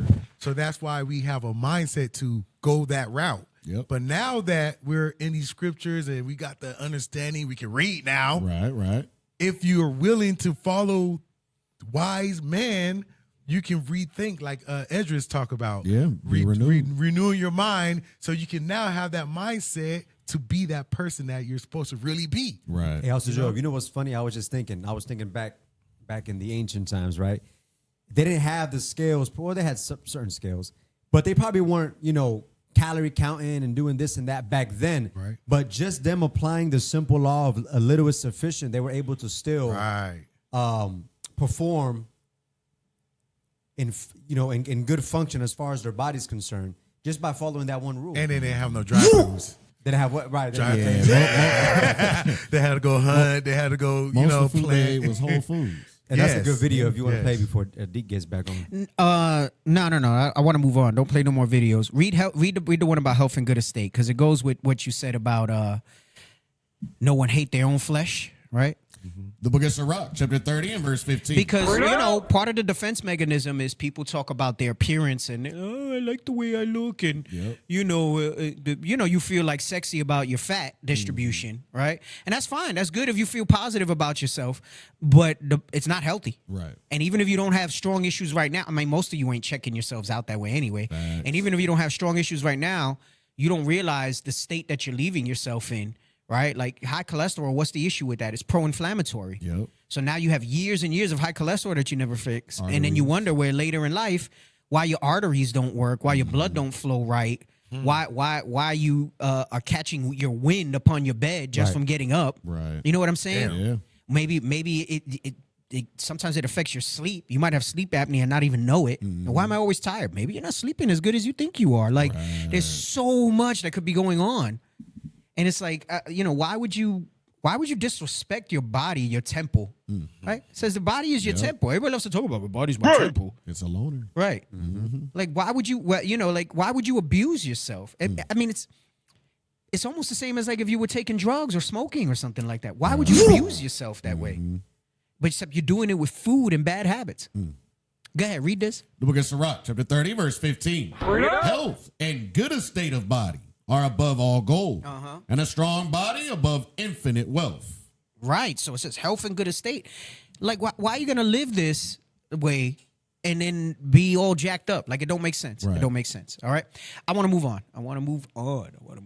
Okay. Hold on. Let me get here. So, yeah, you could put the Overton window up. So let me read the topic. I'll explain the Overton window after I read the topic. Hold on. So, right, it's called Royal Minds. And I want you to understand that royal is, I know instantly we think of kings, queens, princes, princesses. Right. And it's true. That's the foundational definition of it. And I know, we'll call each other king, right? Sister be like, oh, princess and all this stuff. But the weight of those words, it's not really there. It's just a term that we'll use as a term of endearment. It's more a mindset than anything else. Like, you don't have to be a king ruling a kingdom right now to be royal. You understand what I'm saying? Yeah. There's a certain way you carry yourself. That character. And I'll tell you right now, just like with masculinity, just like with genuine femininity, royal minds, you don't have to think about them. If you wake up in the morning and you have to say, how am I going to be feminine today? How am I going to be masculine? How am I going to be royal? I'm talking about that you're trying to do it with too much intention, then you don't have any of it. It's something that by the behaviors and the mindset that you have, because it starts with the mindset, and then the behaviors follow naturally. You move that way without having to be told to move that way. And I know a lot of it is, and I call it trauma because it might not necessarily be abuse, but I know sometimes I'll joke about it. But maybe your mom wasn't as affectionate as you wanted. Maybe your father wasn't present. Maybe the parents you did have were physically there, but not present in being the best of examples. Maybe they weren't horrible, but they just didn't give you things to be a well-adjusted adult. Right. And certainly, even if they were generally good and solid, right? I can have my gripes about my mom, but I can also see the positives of what she did and, how she kept me from too much of the street. Right. You know what I'm saying? Like, without her, I probably would have been far left. Or maybe not even here. Right. With some decisions I might have made. So for all the things where I might have trauma from her, I also got to give the credit that, she got me to where I needed to be. Right. For that phase of my life. Yep. But once you become enlightened, once you step into this and you acknowledge the Christ of the Bible, the God of the Bible, once you acknowledge that the commandments were never done away with and this is how we need to live, it needs to become your identity. And not just in word, but in deed as well. And that's how you break that trauma rather than wear it as a badge.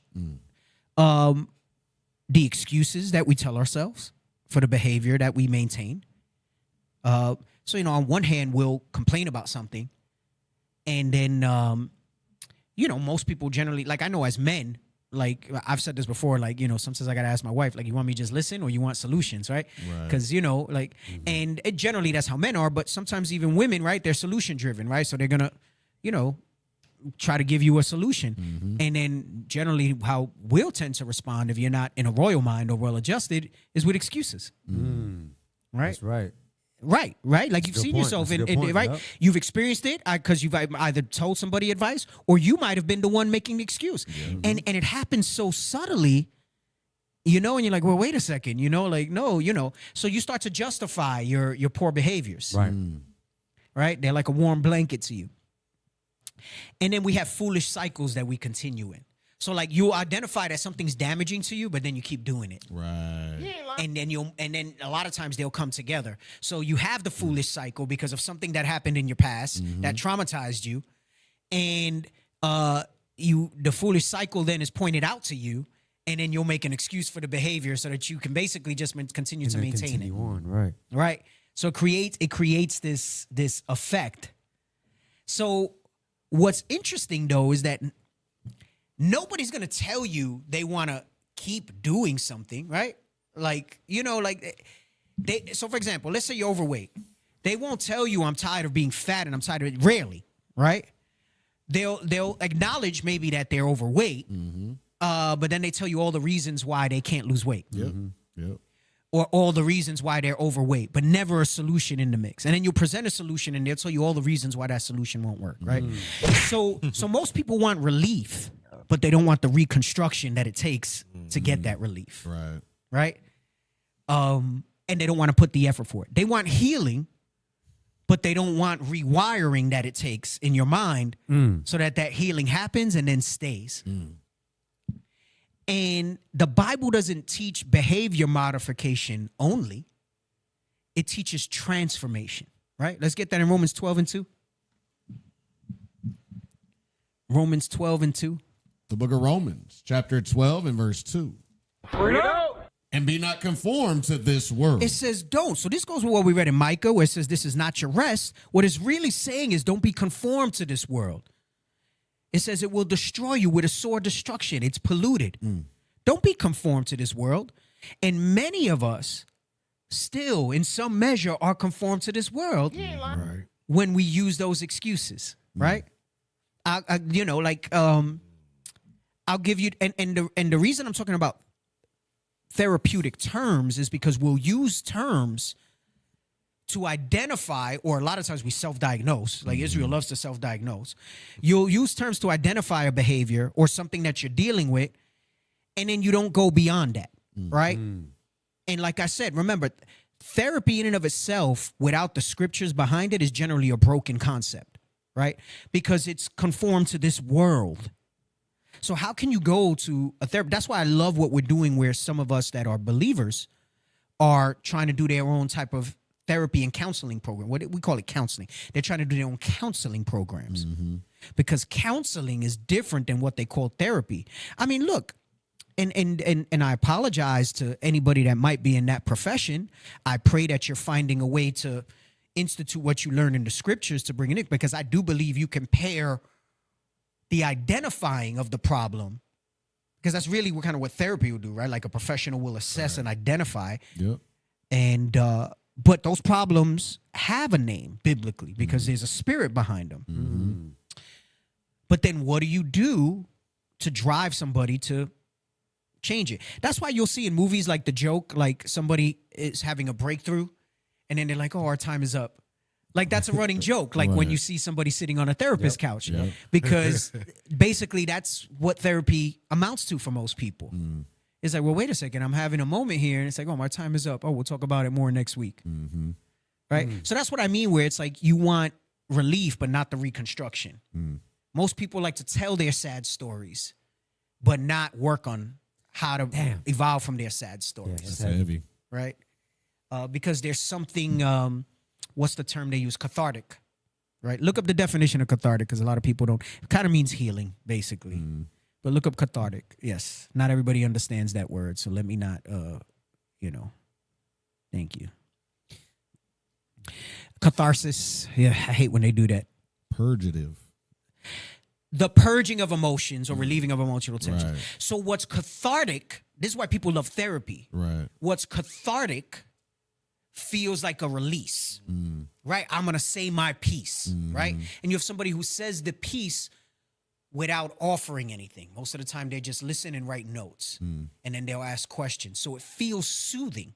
But when you really look at it, there's no solutions that come behind it, right? What are you putting back? Get me that. Is it in James? Confess your faults. Yes, sir. One to another. This is why the scripture has room for catharsis, right? So it's the purging of emotions or relieving of emotional tension, right? Some people do it through art, tragedy, music, right? You'll see that's my song. You know the song? That's my song. Right, right. Right? Because it makes you feel like I will survive. At first I was afraid. I was petrified. Yeah. Right? Come on. And right, that's like the woman's anthem, right? Or I'm a survivor, Yeah, right? yeah. Because they're like, yeah. And really, they're all beat up because, let me not even get to the guy that they slept with that didn't deserve to get the goodies. Damn. Right? Damn. And he treated them like just a vessel to empty into. Right. That's me saying it the nice way, right? And you feel a way about it. And then every time the song plays, you feel like, yeah, F that. Right. Right? Yep. That's catharsis. Damn. No solution behind it, though, because you don't break the trauma with it. Right. Go ahead, read this. Come The on. book of James, chapter 5, verse 16. Confess your faults one to another. And pray one for another. Yep, come on. That ye may be healed. That ye may be healed. But what's left out of that is the actions that got to take it. That's it. Now, the assumption is because the audience is being written to is that you take the steps spiritually, biblically, to come out of it. And then you mix the spiritual element with prayer. So the catharsis part is in the scripture when it talks about counsel, when it talks about do nothing without advice, when it talks about confess your faults one to another. Go ahead, come on. That ye may be healed. The effectual fervent prayer of a righteous man availeth much. It availeth much, right? Because why? We know that none of these things are just words that you throw up, that there's actions that come behind it. There's counsel and advice to move and change those things, right? So a lot of times therapy, as far as the way it's conformed to the world, is cathartic, right? Lovely song. It's a lovely song, right? It's smooth things being said to you and not the things that you need to hear, right? The confrontation that you need to have. And I get it. Not everybody's the ideal messenger, right? And it's delivered in a way that might seem, abrasive or blunt. But if you look past that, are you really hearing the message? Right. Especially when it's coming from an audience that has your best interest in mind. Right. So this is why, I feel like I want to clarify that because a lot of times we use these terms and we follow these people. Like we're in an age where it's like, man, I love it. We use reels and clips and there's good information out there. But if you're not rooted enough in this Bible to filter out, you'll start to listen to those things to a fault. Not to mention, look at the ChatGPT people that go to ChatGPT for advice. Psychosis. What is this? This individual did this and this. What is that called? And remember, it's the algorithm's designed to appease you. Unless you're going into something about fake Jews and stuff, it's going to fight you tooth and nail on something like that. Yeah. But it'll confirm your bias. Right. Yeah. It's meant to be appeasing to you.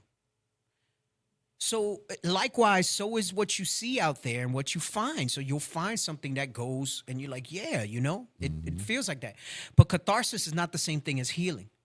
All it really is an unloading. And that's what modern therapy amounts to, which is why I like things like hope and healing. Right? That's because hope. Right? Because we're giving you the hope, right, through the scriptures and actual practical things that you can apply. Right? And then the healing comes after that. Right? Such a profound title of that program. And it's in its infancy right now, but Lord's will, it develops into something powerful. Right? But where is the action for the people that are here? That you have years studying, you have years learning, you have years watching classes and doing those things. Why do we forget those things conveniently so that we can just maintain our trauma? Bring it out. Doesn't make sense. Go back to Romans 12 and 2. The book of Romans, chapter 12 and verse 2. Be not conformed to this world. Right. Don't be conformed to this world. On all fronts, but I'm dealing with this narrow focus of the mindset, right? Go ahead, come on. But be ye transformed by the renewing of your mind. It says, but be transformed. That's a reconstruction. That's not just action. Right. That's a change on a scale of magnitude that I don't think we really realize. And, we're going to talk about neuroplasticity, and you can look that up in the background. I've spoken about this before. I'm going to show a video that goes into this transformation piece. And he's talking about it from a Christian standpoint, but he's not wrong in what he's saying, right? I want that Instagram that I said we were going to talk about He looked like us. He might be Jake. Let me see where it's at. Yeah, this guy down here, right? Why the Bible says to renew your mind. We're going to get that next. Transformed implies a process, right? And we know what the process is in repentance. Renewing implies repetition, right? Read the verse from the top again. And be not conformed to this world, but be ye transformed. How? Come on. By the renewing of your mind. Right. That's repetition. Minds don't elevate naturally. Right. It takes intention. It takes intention. They must be rebuilt intentionally, right? Look up neuroplasticity now. Let me see that real quick. Let's read that. Neuroplasticity or brain plasticity is the nervous system's ability to reorganize its structure. Right. So, you know, I love to use scientific terms and therapeutic terms and psychological terms. Right. Let's get it. You like to use them as a way to maintain your trauma, as a crutch, your excuses, right? I like to use them because when I identify something, then I attack it to see how I change it. I'll tell you, there's things that I've had as far as health issues in my life, and not knowing what it is troubling. It's heavy on the mind. Yep. So there's a stage, like when you get the diagnosis, that you have relief. Like, oh my gosh, I finally identified what it is. But then people don't follow through, because once you know what it is, then whatever's available to address it, you can then address it. Yep. Eat more of this vitamin, this food, this medicine, this doctor, right? But then people stop at just the identifying of it. And then they wear it as a badge of honor. Right. It's a badge of dishonor because it alters who you really can progress into. We just read that it says be transformed. Right. The whole walk and even to inherit the kingdom requires a transformation. Do you think it's just physical? When it talks about physical, it talks about becoming something else. It uses the example of the seed in 1 Corinthians 15. But the seed, an apple seed was always meant to be an apple tree. Right. An orange seed was always meant to be an orange tree. Any seed was meant to be what it's going to be, but you want to stay as the seed. Damn. I don't want to come out the show. It just doesn't make sense to me. Right. I marvel sometimes at the stuff people say and the things people maintain. Right. And then, you know, some people say the right things, but then they never take the next process, the intentional step. Right. It's like those that explain exactly what they're dealing with, but they don't never change. Yeah. So you identify the problem, but then you don't want to take action on any of the solutions. Yeah. And you rather justify why it's so hard or why you can't, rather than take the steps that, I mean, to move from ordinary to great, to move from common to royal, takes intention. It takes intention. Where we at? And be not conformed to this world, but be ye transformed by the renewing of your mind. Right. Go ahead. Come on. That ye may prove what is that good and acceptable and perfect will of God. Right. So that proving of what's that good, acceptable will of God is that you go through things, you apply what the scripture says, and then you start to prove to yourself, oh, this works. Right. You see the growth. I see the way that this thing made me give up drugs. Right. This thing made me give up whoremongering. This thing made me give up stealing. This thing made me give up alcohol. Whatever it is. And you say, man, it took me from A to B. This is powerful. This is, I can prove that, right? So let's read neuroplasticity again. Come on. Neuroplasticity or brain plasticity is the nervous system's ability to reorganize its structure. Right, because your trauma, I said your trauma put that in you.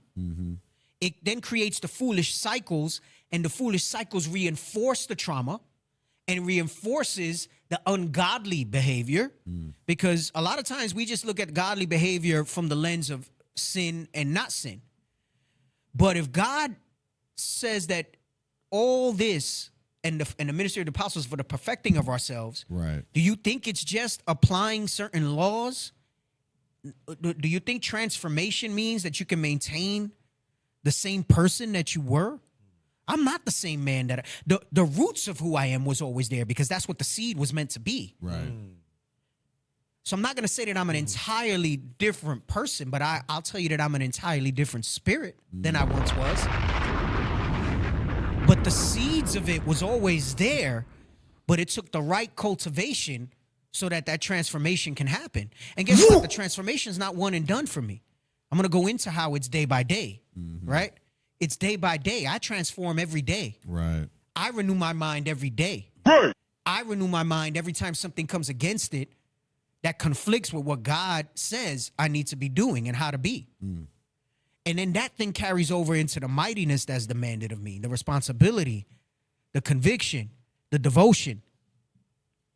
How do you stay motivated? How do you this? How do you that? Neuroplasticity. I reorganize the structures in my mind because what you do most is what you become. Right. Come on, read the definition again. Neuroplasticity or brain plasticity is the nervous system's ability to reorganize its structure. God knew this. And now we have scientific terms to identify it. He says your mind must be transformed, which is the reorganizing of its structures and functions and your synaptic connections. And he says you do it by the renewing of your mind, right? Come on, read. And connections in response to intrinsic or extrinsic stimuli. Intrinsic is what you say to yourself. Right. When you talk, because we all talk to ourselves. Facts. Some in a more odd ways than others. Like Tobias talks to himself all the time. All the time. See his lips moving. Right? And then extrinsic is the external stuff. Right. So you have outside factors, and then you have what you say to yourself, right? As a man thinketh, right? Go ahead, come on. This lifelong adaptability. It's a lifelong adaptability, but I have brought out, they show that it gets harder the older you are. The Bible supports that. Christ says you can't pour new wine into old bottles or put a new patch onto an old garment, right? Because it'll rent. Like usually the body can't support it. Right. The Matrix, he says we don't usually pull a mind this old out because the older minds don't accept it. Right? But it can be done. Go ahead, come on. This lifelong adaptability allows neurons, nerve cells, to adjust their activity in response to new experiences. Come on. Learning or injury, ranging from individual cellular changes to large-scale cortical remapping. Right. So something as simple as injury, for example, let's say I'll give you the touch the fire thing, right? Right. You all you need to do is learn that fire burns you one time. Yep. And you'll never want to touch the fire again. Right? Yeah. We all had our first experience where we got burned, no? Right? Maybe it was as a child with a matchstick. Maybe it was curiosity touching, or maybe the electrical outlet, whatever it was, right? Yep. And you say, that hurts. I don't want that again. Right? Yep. To something broader, can you not scroll yet? I'm still looking. Thank you. Scroll when I'm ready. To something broader, like large-scale cortical remapping. That's transformation. To rewire everything. Right? And understand something. Get that? Is it Wisdom of Solomon 9? The soul resides in the brain? Yes, sir. We're talking about the mind because that's where you affect the spirit. That's where your soul lives, right? Let's show that biblically. The book of Wisdom of Solomon, chapter 9 and verse 15. For the corruptible body presseth down the soul, and the earthly tabernacle weigheth down the mind, that museth upon many things. Right. So what you're getting here is that it's letting you know that the soul resides in the mind. Right. It says the earthly tabernacle weighs down the mind. Right? And it says it presses down the soul. Read it from the top again. For the corruptible body presseth down the soul. The corruptible body presseth the soul. This weak body, this seed, because that's what the body is. It's a seed, right? But in that seed is something glorious, right? Waiting for us. Go ahead, come on. And the earthly tabernacle weigheth down the mind. The earthly tabernacle's this. This is our tabernacle, right? I went over that during the tabernacles class, right? Tabernacles is symbolic of this being temporary, temporal, right? The earthly tabernacle, what? Weigheth down the mind. Right, letting you know that first it said the soul, and it's telling you that the soul is in the mind. It weigheth down the mind. It says it presseth down the soul, and then it says it weigheth down the mind, letting you know that the soul is in the mind. Go ahead, come on. That museth upon many things. That's why when you're brain dead, nobody's home. Right. You might have some sort of function going on in your body. Blood might be pumping. You can assist it with ventilators and things like that, but you're gone. You're not present anymore. Your soul has moved on, right? So When you do large-scale cortical remapping, what you have is a transformation of your mind. What you have is a transformation of your mind, right? Guess so. Go ahead, scroll. Now you can scroll down. Thank you. All right. Come on, read. Key aspects of neuroplasticity. Lifelong adaptability. Contrary to old beliefs that the brain is static after childhood, the brain constantly evolves throughout life. So your excuses are lies. Right. When you say that you can't change something and you can't do something, you always look at the barrier. You put the obstacle. You put your own damn obstacle. So you identify the problem, but then you put your own damn obstacle in front of it, right? Right. But you can change it. Go ahead, come on. Neurons that fire together wire together. Come on. This concept, known as Hebb's rule, explains that frequently used neural connections become stronger, while unused ones weaken, pruning. Right. So here's why it's day by day, by the renewing of your mind, right? And Deegan, that would go with through exercise of use, right? Through exercise of use, yes. All right. Let's get 2 Corinthians 4:16. So repetition strengthens those pathways. I want you to understand that. Right. Thoughts become habits. Habits become identity. And identity shapes, ultimately, your destiny, really. Right. Because, right, we're all striving for the kingdom. We're all trying to finish our fight, finish our course, right? So remember that. Repetition strengthens pathway. What you do most of the time, it actually affects your brain, and then it affects the soul. And then that becomes who you are, right? Thoughts become habits. So that's why it's so dangerous to think that way and put those barriers up, right? And then those habits become who you are. So you're going to continue to maintain those type of things, right? Read this, 2 Corinthians 4:16. The book of 2 Corinthians, chapter 4 and verse 16. For which cause we faint not. But though our outward man perish. Though the physical man, though this body will burn and go away. Go ahead, come on. Yet the inward man is renewed day by day. This body, from when you're born, it starts a process of dying. If you think about it, that's what the aging is. From the moment you enter the womb, right? Because, and I'm not going to get too deep, but that's where death, right? Death wasn't, the elder world was immortal, right? Yep. From the moment you come out, I would even say from the moment you're conceived, if you really get technical. So what you're actually growing into dying, if you think about it, right? So yes, it's new life, all the forming that we read about, right? The bones and this and the whole process, right? You're born, right? You come through the matrix into the earth, right? And really, so right, you're young, right? But you reach a peak and then it goes down. But if you really think about it, in the whole of the lifespan, from the moment you're here, right, you're moving towards death. So though the outward man perish, right? And it also goes into the what you show forth, right? It says, yet the inward man is what? Renewed. Remember, I said by the renewing of your mind. Remember, I said it's every day. Come on. Day by day. The inward man, your soul, your mind, the neuroplasticity, right? The neurons firing together. That's renewed day by day. Day by day. So what science is telling us now, the Bible knew from thousands of years ago. You got another one? Go ahead. The book of Ephesians, chapter 4 and verse 23. Oh, I had that next. We're actually going to read 22 to 24. Yes, sir. All right, but we'll get to that in a moment. All right. So it's not weekly. It's not emotionally. It's not when convenient. It's day by day. The Bible says our mind must be renewed.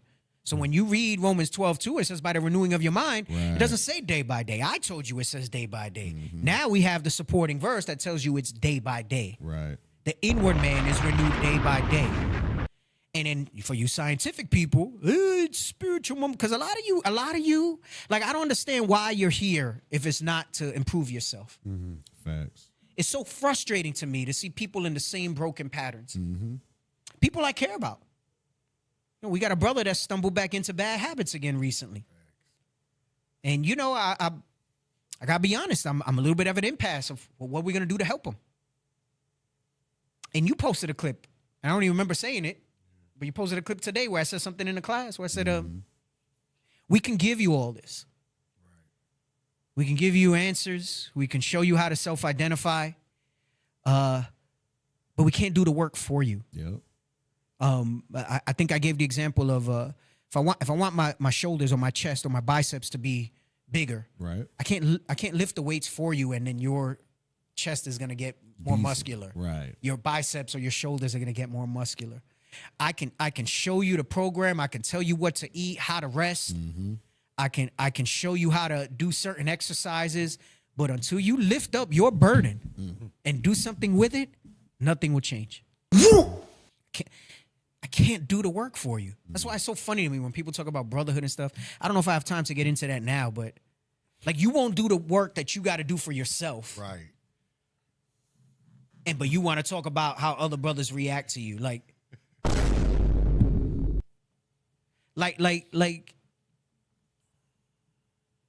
get Leviticus 19, 17 and 18, right? Yes, sir. Uh-huh. The book of Leviticus, chapter 19 and verse 17. Thou shalt not hate thy brother in thine heart. Right, so solid, right? We shouldn't. But some of you have this thing flipped, okay? The foundation of love is this. And if that foundation is there, then guess what? Brotherly love is there. Right. Go ahead, come on. Thou shalt in any wise rebuke thy neighbor. Come on. And not suffer sin upon him. Right, so if I'm on you and I'm giving you solutions and you're telling me something and I'm telling you, bro, why don't you try this? Why don't you try that? Right. Or identify a spirit that I see in you, right? I'm showing you the highest form of love already. Right. Go ahead, come on. Thou shalt not avenge, nor bear any grudge against the children of thy people. Come on. But thou shalt love thy neighbor. Wait, what? So it just explained that brotherly love that you're looking for, the foundation of it is this. So if I'm doing this, you can't tell me that brotherly love is absent. Right. What you want then is friendship, is what you're saying. Don't misuse the terms and say, hey, I'd like more friends in the body. Well, that's different then. Can two walk together except they be agreed? Until you fix your shit, you're no friend of mine. You still my brother. And that might sound contradictory. Well, how can you be a friend? Isn't a brother above a friend? Right? The scripture says when you find a good friend, it's above a brother. It's trying to let you know that that's the evolution of it. But you're over here talking about brotherly love, but you got all this stuff. You're this guy that don't want to change his ways, that don't want to transform and renew his mind, or that sister. I can't fellowship with you on that level because you're going to pull me into that. Right? There's another verse in Sirach, I think, that talks about like getting dirty. Touching pitch. Touching pitch, right? Finish this and then get that one. Go ahead, come on. But thou shalt love thy neighbor as thyself. That's loving your neighbor. It starts with that. Right. You know how so many people get mad at us because we're pointing out their errors? And they say, well, you guys aren't showing me brotherly love. Nobody calls me. Nobody didn't. Scripture says you confess your faults. But I'm not going to be your buddy if you ain't walking agreed with me. Right. I'll be your brother, which means what? I'll be here as a guide. I'll apply Leviticus 19, 17, 18. I'll apply all these scriptures to you. But if you want to elevate that relationship, there's certain behaviors biblically and characteristics that I need to see for us to have that sort of bond. That's why Christ had the 12 disciples as well as others that he was close to and he was given privy information to because those were his friends. Right. Different relationship. He had other people that followed him. Right. Maybe good guys, but they weren't his friends based off different things. Hey, mods, make sure you keep it on the comments, all right? So we can keep us moving in the right direction. Get the other verse about pitch. This is why I say you can't, right? So we know that the scripture says, can two walk together lest they be agreed, right? No. Go ahead, read this one. The book of Sirach, chapter 13 and verse 1. He that toucheth pitch shall be defiled therewith. Right, so pitch is all the things that you don't want to correct. So if you're a miserable person, right, you ever heard the term misery wants company, right? It means it wants to pull you down with it, whether intentionally or unintentionally, right? So guess what? If I hang out with murmurers, you can't tell me that if you hang out with a murmurer that you're not murmuring. Pick it up. You're going to pick it up. If I hang out with liars, guess what I'm going to become? A liar. Right? If I hang out with alcoholics, guess what I'm going to become? Go ahead, read this from the top again. He that toucheth pitch shall be defiled therewith. Right, go ahead, come on. And he that hath fellowship with a proud man. He that hath fellowship, he's using pitch as the example, and he says, he who hath fellowship with a proud man, go ahead, come on. Shall be like unto him. You're going to be like him. So you know what you heard in the world where it says, show me your closest friends and I'll tell you who you are? That's that verse right there. That's that verse right there. You can put the picture up of pitch so people can see.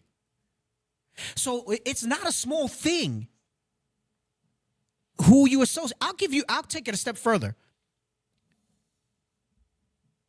There's certain people that, let's say, maybe my children want to hang out with, or let's say some people that might have wanted to hang out with my wife. And I've had to tell them no. Well, why? Now I got to give biblical reference as to why. Right. Because until you see this type of behavior in that individual, I don't want you associating with them. Not on that level. You can be the counselor, the leader, you can be a brother, you can be a sister. But as far as fellowship, right? That's what I'm telling you. You guys, you think fellowship is hanging out, dominoes, wings, and all that stuff. Right. I do that with people that I know are on the same frequency as the Bible. I'm not even going to say me. I'm on this frequency. Right. But you got to be on the same frequency as what the scriptures say. And if I don't see those things, I can't have that type of closeness to you. I can't have that proximity to you. Polluted. Bishop, or as Bishop Nathaniel says, stay away from me. Right. There more in that verse? Verse 16. All flesh consorteth according to kind. Talking about the same thing. So it goes back to what I said. You can't tell me that you're hanging out with somebody who has a reputation to be a murmurer and a liar and a gossiper and a backbiter, and that you're not like that. And then you'll ask people like that and be like, yo, you know, that sister's known for this or that brother's known for this. Nah, that don't happen with us. You don't find that suspicious? That's not what the Bible says. Right. Go ahead, come on. And a man will cleave to his like. And a man will cleave to his like. Who you hang out with and who you associate you with says a lot about you. Right. And it don't matter that you might have some good redeeming qualities. You have that one blot that's right there. Right? A little leaven if the whole lump. Yep. You have that one little thing that's right there that shows something. So you got to keep that circle close. You got to have that circle, and it has to be small. I'm not going to put a number on it. I would dare say it shouldn't be more than 5. That's me. I think anything more than that, you're just one of those that just likes to heap all types of spirits onto yourself. That's your close circle. That's it. You know, anything more than that, it's not gonna move in the right direction. All right. Bro, can you like permanently block, or they coming in with different stuff? I see people. I see the Clayton Bigsby's coming back. All right. Let's show the video before I get to Ephesians about putting off the old man. All right. Let's show the first video. Wait, before you get to that, wait, there was something else I wanted to talk about. Hold on. Damn. Oh, I had it over here. Here it is. Let me see if it comes up. All right. So hopefully I'm going to cover all these aspects today. Maybe not in this particular order, right? But I think I'm at the point where I've identified the problem, and it'll probably circle back in, right? People want healing without effort. That's the problem. Right? People want change without the effort. Excuses, they become your identity, okay? We're going to show the Jocko video again, too. Trauma becomes your personality. We're going to talk about the biblical answer, right? We've already touched on some of it. Renew your mind, put off the old man, day by day, daily transformation, right?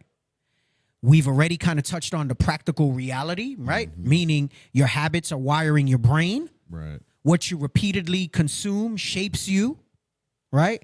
And your environment matters. The Bible teaches us that. Your environment matters. It says evil communication corrupts good manners. Right. Your environment says when you're among the indiscreet, redeem the time. A lot of times we use that scripture to just talk about people that are not here wearing fringes and border blue. There's a lot of indiscreet brothers and sisters that sit amongst us. The warning.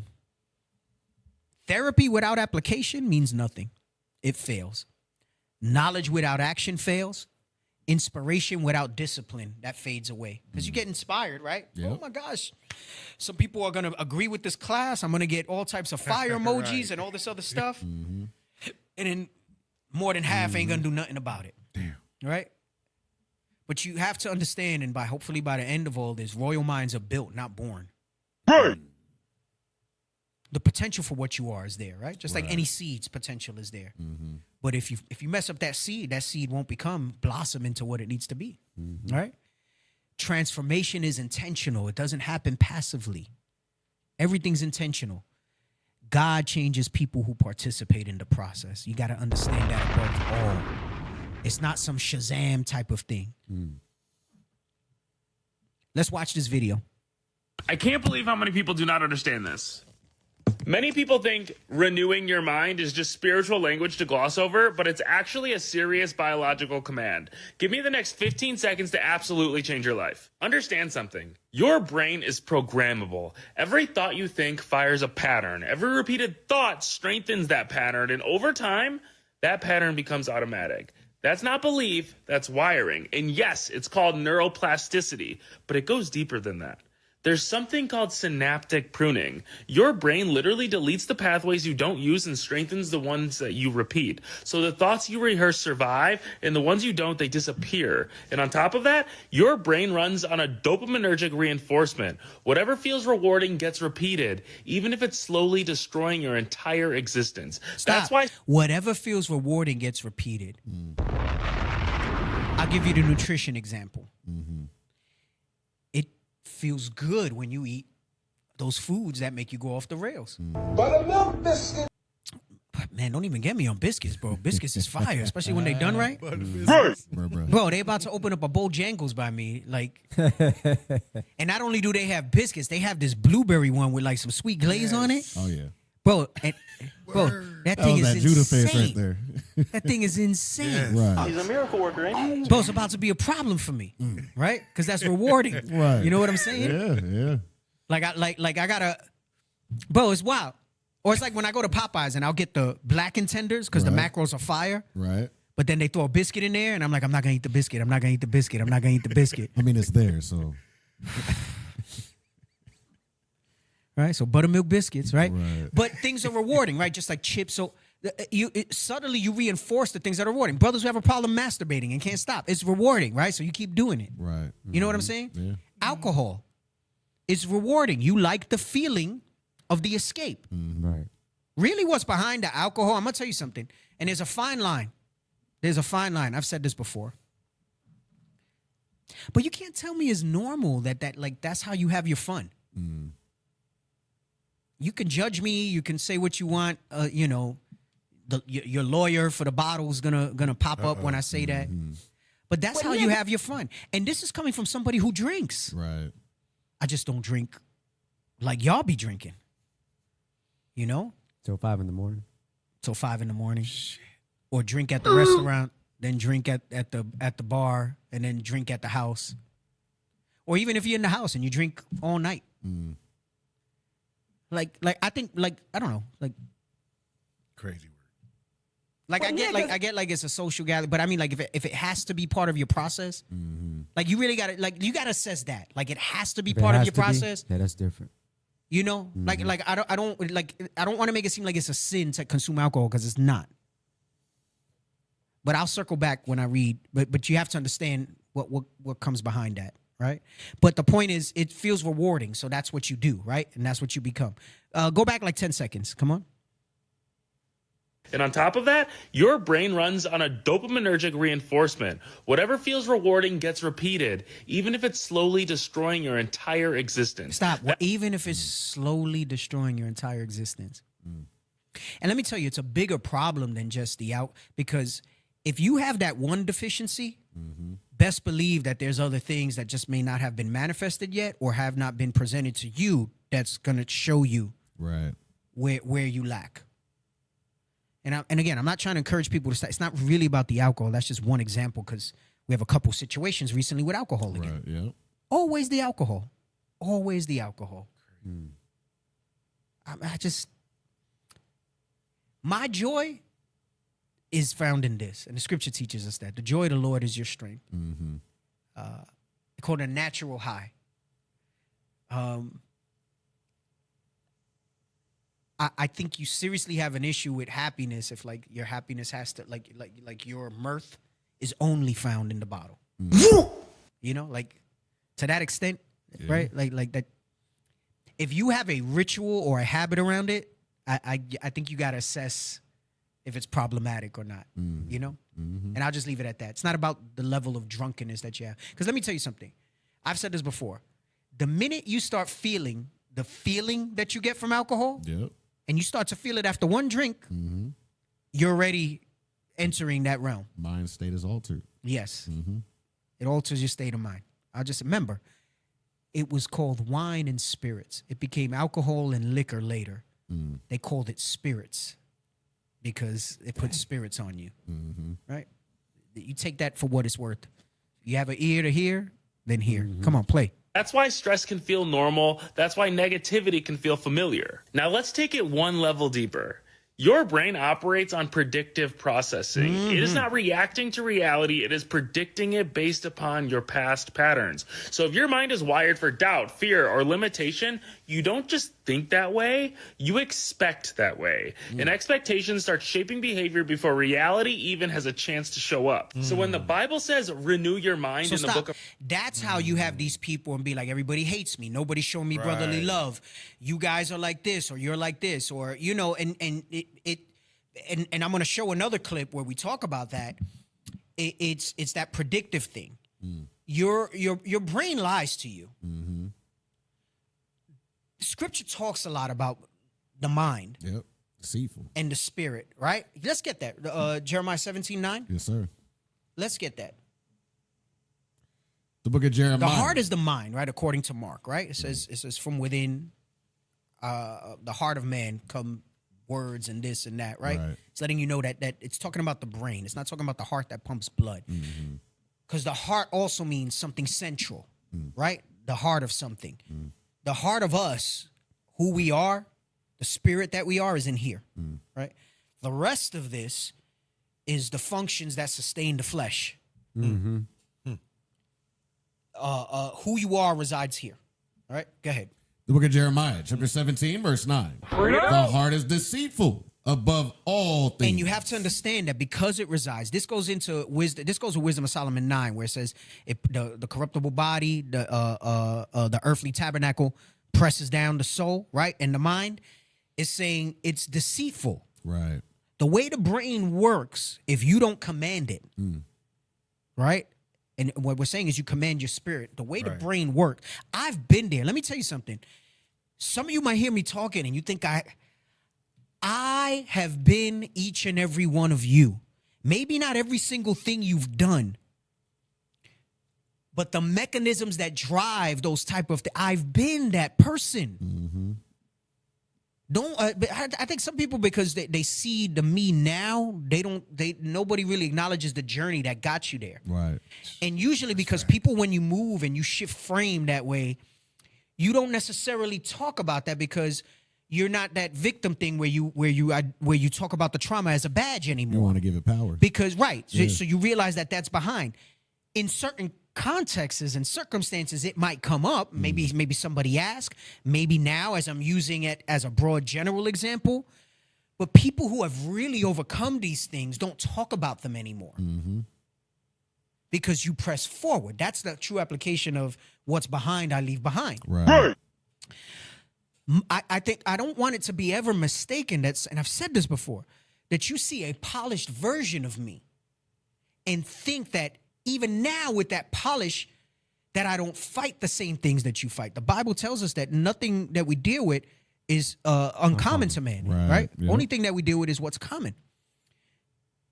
I am the result of the conscious actions and application of what I'm telling you, what we're hearing with the videos that we show. I can say it with so much conviction and I can speak about it if you think so eloquently, because I live it. Right. And I acknowledge it. And I battle it and I subdue it. Right? I think I want to read that in 1 Corinthians 9 after this one. Go ahead. Come on. The heart is deceitful above all things and desperately wicked. Right. I know that. Yo, your mind starts telling you some wild stuff. Yep. And if you entertain it without substance, especially. Deacon Malachi said it wonderfully one time years back. He gave a class. And he said, if you look for evil enough, you'll find it. And what he was not saying is that you'll uncover it because it's present everywhere. Create it. You'll create it is what he was trying to say. If you look for something enough, you'll create it. You'll make yourself believe it. And then you reinforce it. And then if you got some other stuff going on hormonally, that thing will become real to you. Right. Yep. Right? Like, you wonder how people bug out at me. People are following me and this and that. It's like, yo, you've told yourself enough. It's crazy. I'll take it back to when you were a kid, right? And you used to see things in the shadows. Yep. Right. Yep. Right? Oh, shoot. And then you convinced yourself that they were real. Right. Right. Right. Your mind, that's the predictive brain. It's Right. always trying to make sense of something.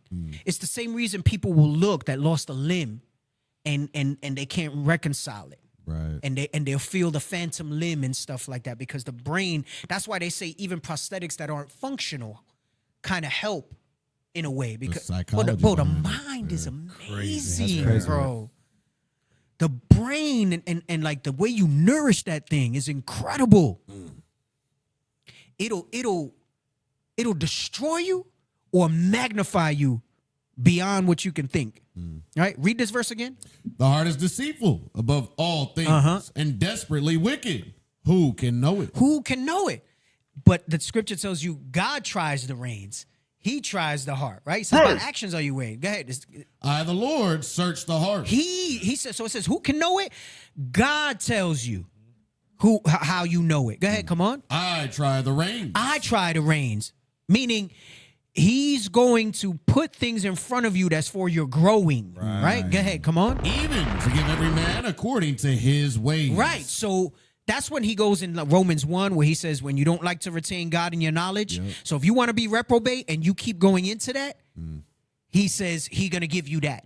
But if you want to take his medicine and you apply it, he's going to make you into the seed, the blossom that you're supposed to be. Right. How does he show you that? Read that last part again where it says, I try the reins, even to give every man according to his ways. Right. So it says, who can know it? I'm going to tell you how you know it. Is it in James where it talks about the man that it's like a man looking in the mirror? Yes, sir. Get me that? The book of James, chapter 1 and verse. You want to start at 22? Start to the point where he says it's like a man looking in the glass. Verse 23. For if any be a hearer of the word and not a doer. Right. This goes into exactly what we're talking about. A lot of us, and I'm going to say us because, like I said, I can still drift into that, right? A lot of us are hearers. Some of you are habitual hearers and not doers, right? I'll say this. We're all hearers. We're all hearers. But what you do most is what matters. And the ones that do more and not just hear are the ones that you see kind of magnified. Right. And you look and you see qualities in them, right? Because the scripture says covet earnestly the best gifts. Yep. And you see things in that person and you go, wow. Now, if you're somebody who's a hearer only, those persons' qualities agitate your spirit. So that person will make a suggestion or will say something or will give some advice and they'll look at it in a defensive posture as like, oh, well, you always want to be right. You always want to be this. You always want to be that. And remember, a lot of times that's a reflection of you, not me. But the point is, doers magnify what lacks in you because that's that reflection, right? When we see something in somebody. Yep. And people who are also doers will see that and covet it in a good way, and they'll give a follow-up. Well, how do you do this or how do you do that? Or what was your process to apply this or apply that? And people who are defensive and want to be hearers and who don't know themselves and, are not trying to transform their mind, that don't want to renew day by day, they'll identify it as a negative. When somebody's really trying to help you, they're trying to apply Leviticus 19, 17, 18, right? And what happens after a while is you just say, okay, I know this person. I'm just not going to say nothing. They're gonna come with their sad story or their problem, and I'm just going to stop. Like, I got to realize I can't get through. And I can't save everybody. Boy who cried wolf. I can't have a hero thing going on where I got to, and I get to a point like, all right, I'll hear you say something and, and maybe it's for a season. Maybe I just got to leave you alone for a minute. And then if I see some progress, I'll be like, okay, let me try to enter in and see, if I could help somebody. But right, go ahead, come on, read again. For if any be a hearer of the word and not a doer, he is like unto a man beholding his natural face in a glass. Right. So the natural face is this physical, the man that outward man that perish. Right. Go ahead, come on. For he beholdeth himself and goeth his way. And straightway forgetteth what manner of man he was. Right. So that's why the scripture talks about meditate, right? So if you have an issue, people be like, oh, well, I know those verses. You got to meditate on the verses that are medicine for you and that apply to you, because that's the way you stay looking. Remember, this goes back where I say, who can know your heart? The only way you know who you really are is if you stay on this, if you stay on this Bible. Right. Because it identifies behavior all throughout. And it's uncomfortable for people. I've told you the story where I've had brothers or sisters that, whether it was an addiction or a problem, that they'll stop opening the minute you stop opening the Bible for your solutions is the beginning of your end. I've had people that have come to me for something like alcohol, and I will never forget. And he says, I can't even open this anymore. Brother held up the Bible. I'll never forget that one moment. He said, I can't even open this anymore. Because it shows you, right? Like we read in Jeremiah 17, it shows you what he got for you. And it's like open. So it's like looking in that mirror, and it's, you see the natural, or you're going to see the spiritual if you stay on this. And the minute you walk away from this, the natural is going to dominate. I've seen it, and I've seen people who leave. And you wonder how they go so deep back into the world. There's no more reflection. Dang. And then you have people who have the signs of that here. That's how they become sensual. That's how they separate. That's how all these, and then the stuff comes into their head, and it's insane. Tells them more than 7 watchmen. Right. Go ahead, come on. Read the rest of this. But whoso looketh into the perfect law of liberty and continueth therein. And continue there, and that's the meditate. Go ahead, come on. He, being not a forgetful hearer. Right, so don't be the forgetful hearer. Go ahead, come on. But a doer of the work. But a doer of the work. This man shall be blessed in his deed. Right, and the blessed is in that transformation by the renewing of your mind day by day. That's saying that it takes both of those. Yes. Get 1 Corinthians 9, and then we're going to come back to the video because we didn't finish it. The book of 1 Corinthians, chapter 9 and verse 20. Is it like 26, 27, where he says, I keep under my body? Verse 27. But I keep under my body and bring it into subjection, lest that by any means, when I have preached. Right, he says, I keep under my body, meaning I control. This goes into the parish, the outward man perish day by day. Right. Goes into everything that we just read. I keep under my body. Go ahead, come on. And bring it into subjection. And I bring it into subjection by looking into the perfect law of liberty. Go ahead, come on. Lest that by any means, when I have preached to others, I myself should be a castaway. Right, so that's why it goes into what I'm telling you. Like, I can tell you this because I walk through those steps. Right. I'll give you an example of the alcohol now. I'm going to insert it in before we go back to the video. Let me get Proverbs 31. I think it's verse 4. Yes, sir. Right? It says, wait, read this again before you get that, because I lost my thought for a second. Read 1 Corinthians 9 again. But I keep under my body and bring it into subjection. Come on. Lest that by any means, when I have preached to others, I myself should be a castaway. Right, because what will happen is if I look away from the perfect law of liberty, or I give provision to my body to look away from the perfect law of liberty, then I'll take that action against that perfect law of liberty. Right. Alcohol induces that. So you have to realize whether you feel you have a high threshold for it or a low, if you consume it, there's a risk that comes with it, right? Go ahead, read this. The book of Proverbs, chapter 31 and verse 4. However polished you think you are, this is what the Bible says about it. Go ahead, come on. It is not for kings, oh let me well. It is not for kings to drink wine. Right, come on. Nor for princes strong drink. Right, so it covers wine and it covers spirits, strong drink. It didn't say to get drunk. It says it's just not for you. Right. Right? I'm not saying it's a sin, because somebody's going to say, Deacon said you can't drink. I'm not saying that. I'm letting you know the risk. Right. Go ahead. Come on. Lest they drink and forget the law. Lest they drink and forget the law. Go ahead. Come on. And pervert the judgment of any of the afflicted. Right. Because what happens is that's the effect that alcohol has on you. It perverts judgment and it makes you forget the law. Right.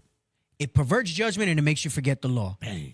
Whether or not you're stronger than that, you and the Lord deal with that. That's what the Bible says. That's all. I'm not saying you can't drink. I'm not saying it's a sin. It doesn't even talk about being drunk. There are laws that talk about drunkenness. But, people still justify for that too, because they'll say, well, I'm not drunk. Right. That's right. your state is altered when you consume alcohol. You want to call drunkenness whatever you want. It's like it's the salary thing. Right. I tell you the job is 50 to 75, you're thinking 75. I tell you drunk, you're thinking I got to be vomiting, shit-faced, don't remember my name. Yep. But it's more subtle than that. Right. Right. It's the loopy feeling, it's the nice feeling, it's the buzz, it's whatever the hell you want to call it. Right? Mm-hmm. You chase that, that's what you're chasing. You're chasing an altered state of mind. Let's get back to the video. Oh, wait, somebody said something that I wanted to look at. Princess Court. She says, is it possible that just as people can be drawn, attached to someone because of familiar traumas, can we also be drawn to the healing of another and use it to heal? Well, that's what I'm talking about. Yeah. Right? So like it says all flesh consorted with its like. So the flip side to that is that if you're somebody who's going to take this medicine, renew your mind day by day and do that, you're going to gravitate to more people like that. Right? So then you'll have positive influences. You'll have reinforcing influences. Right. Yeah.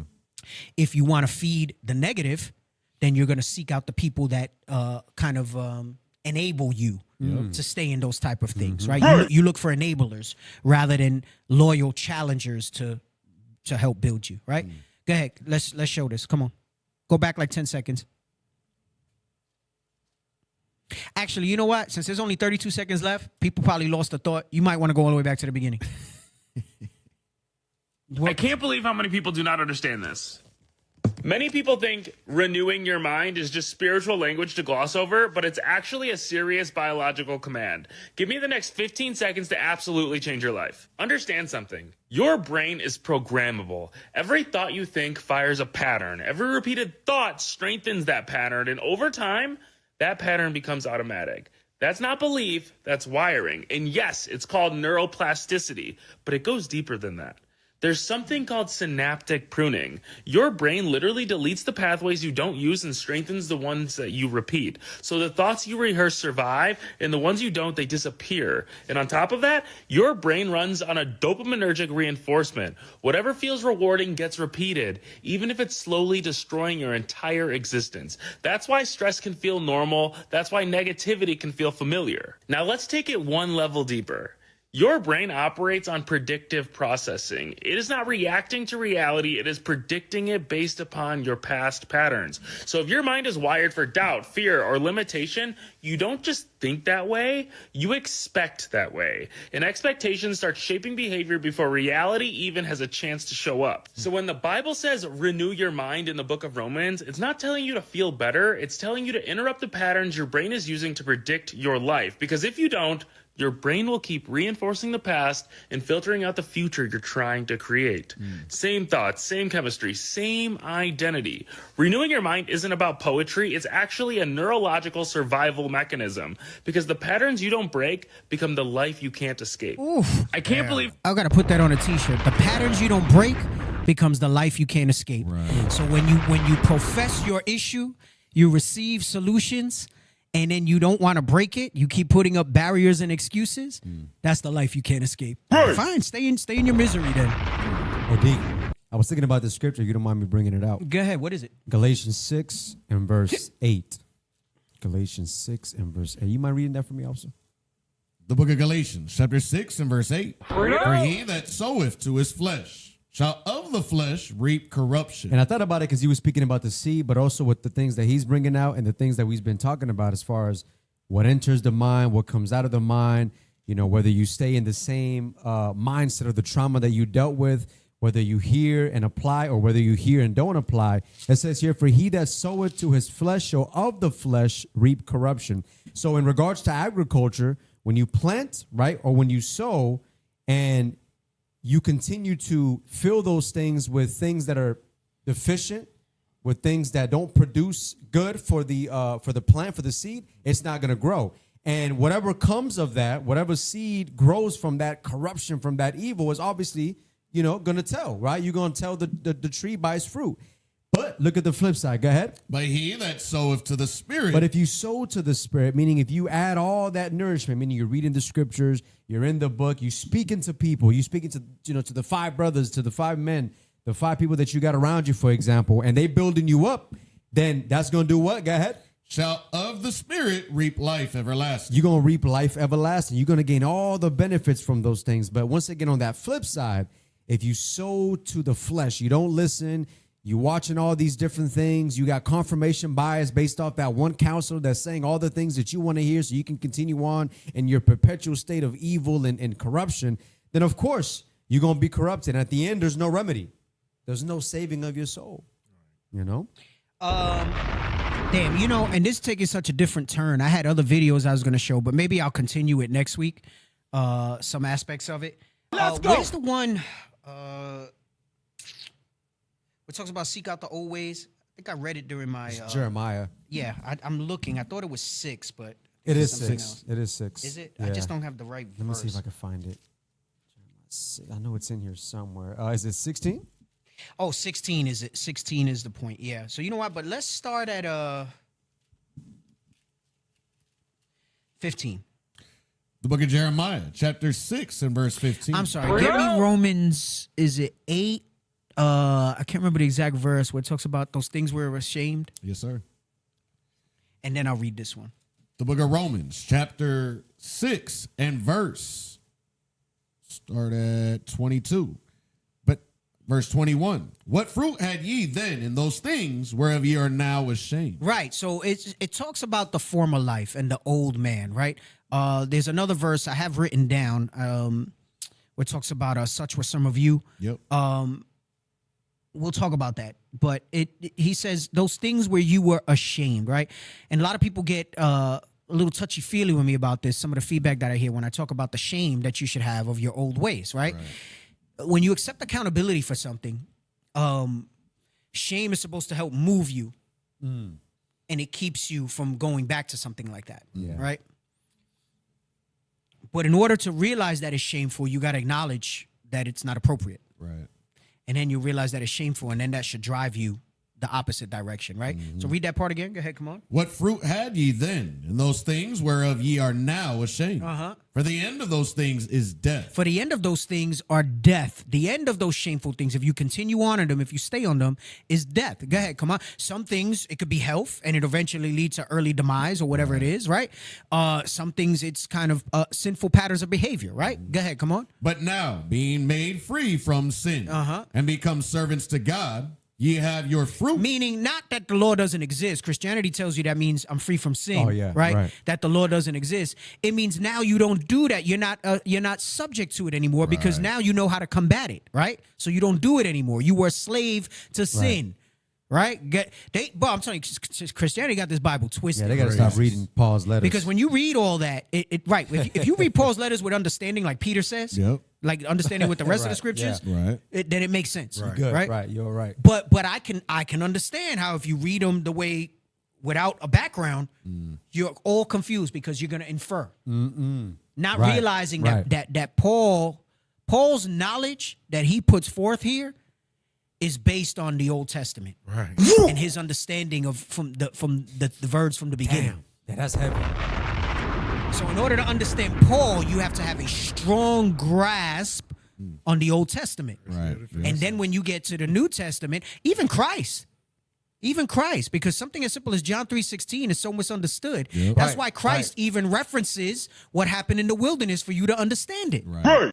And that gives you a better understanding of why he says what he says in John 3:16, right? But go ahead, come on. But now being made free from sin and become servants to God, ye have your fruit unto holiness. Right, let me tell you, it's in that statement because he says free from sins but servants to God. Right. So meaning what? You were servants to sin before. Yep. Right. You kept doing it, but now you got to do what God says and not what your body says. Go ahead, come on.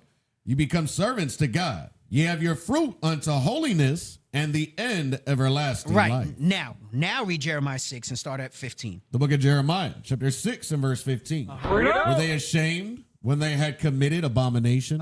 Nay, they were not at all ashamed. Right. So he says, he's showing you in Romans, he talks about how the shame is supposed to be good for you. Right. And he's showing you how our people here, when they have no shame, you continue on in it.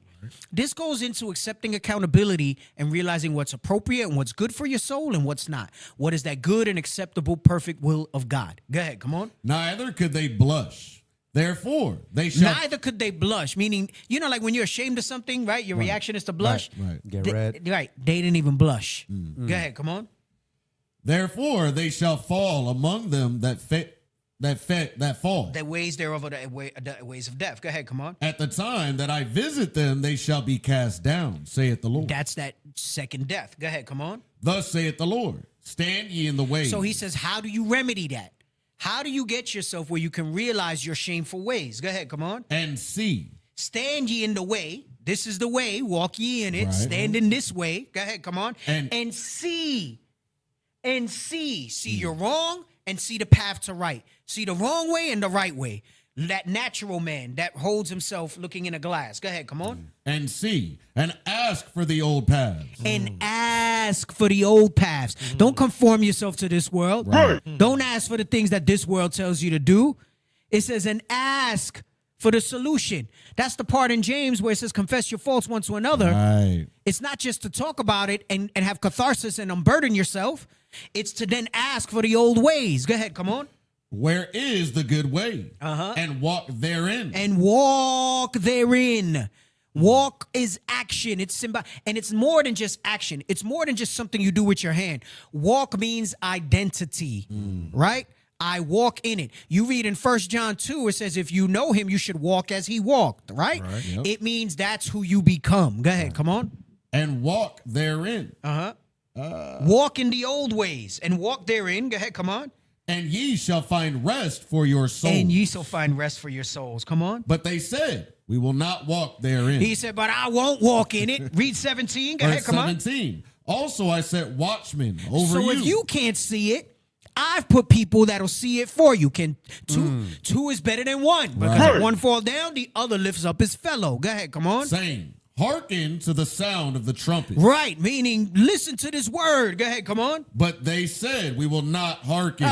But they said, the hell with you. Dang, shrug the shoulders. Nah, I can't do it because of this. I can't do it because of that. Right? And they shrugged the shoulders. All right, drop that. I wanted to make that point.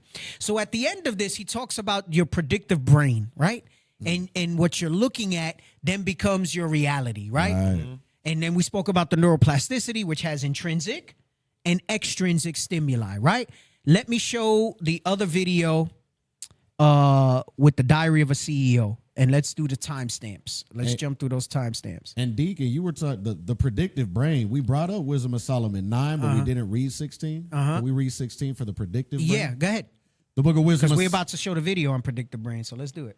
The book of Wisdom of Solomon, chapter 9 and verse 16. And hardly do we guess aright at things that are upon the earth. Right, because anything that's not rooted in God's knowledge is guessing. Right. You have to understand that. It's guessing. So it says, and hardly do we guess right. You might stumble onto something sometimes. But he says, hardly do you guess right. Go ahead, come on. And with labor do we find the things that are before us. Right, with labor. That's the afflictions, that's the trials, that's the testing, that's the trying of the reins, and with the studying and seeking out the answers in scriptures and from your watchmen, right? So anyway, now, come on. From the beginning to 222 first. There are these experiments where they trained people to experience anxiety, but as determination, because exactly the same physical state could be experienced completely different. And what they discovered is that at first it's really hard, but you practice, and then eventually becomes really automatic. So the first thing to understand is that Dr. Lisa Feldman-Barrett is a world-leading neuroscientist. Her groundbreaking research reveals that emotions like anxiety and trauma are built by the brain. And we have the power to control them. the story is that you're born with the these. point is you have the power to control them. Because those people who are not doers and hearers only, they're going to have catharsis from watching this. You guys are going to be like, wow, that's so fire. That's, oh my gosh, this is so great. But then you're not going to do anything about it. Dang. The point of what she's saying is not just diagnosis, but cure. Mm-hmm. We're curative here. Right. The Bible's curative. IUIC, our aim is curative treatment.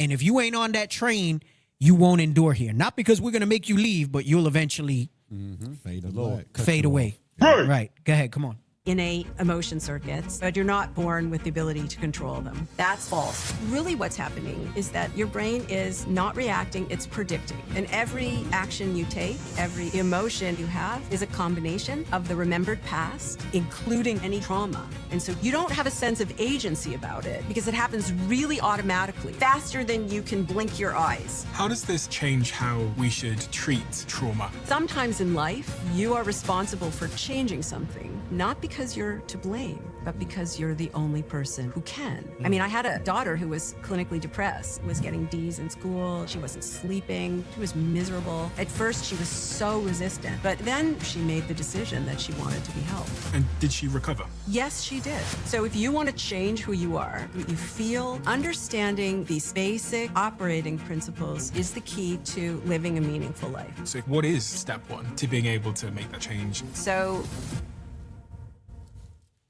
did we go to 222? No, keep This has going. always blown my mind a little bit. 53% of you that listen to this show regularly haven't yet subscribed to this show. Can we skip that part? Okay, there we go. Much. Dr. Lisa Feldman Barrett, you have a really remarkable, twisting career journey. It's almost quite difficult to encapsulate in a particular mission or a particular summary of the journey you've been on and the twists and turns you've taken. But if I think jump to the next segment, 414. When you just talked about your pursuit of understanding how a brain like ours creates the mind and the reality that we have, if I'm able to understand all of that, as many people who read your book about the brain and emotions were able to understand, what is it that it offers me in my everyday life? oh my God, it offers you the opportunity to have more agency in your life. Stop. So agency means control. Right. Like you're the master of your fate, you're the captain of your soul, right? You've heard that term. So agency means you are in control. And there you can control it, you can change it. And she says, understanding it is supposed to allow you to have more agency, more control over it. But a lot of us simply want to understand it so that we can wear the trauma as a badge, to see who has the better sad story, the more traumatic episode, because you never move from catharsis to actual real resolution and real healing and real transformation, right? But go ahead, come on. It means you have more choice. It means you have more control. It means that you can architect your life. I mean, you can't control everything that happens. Architect your life.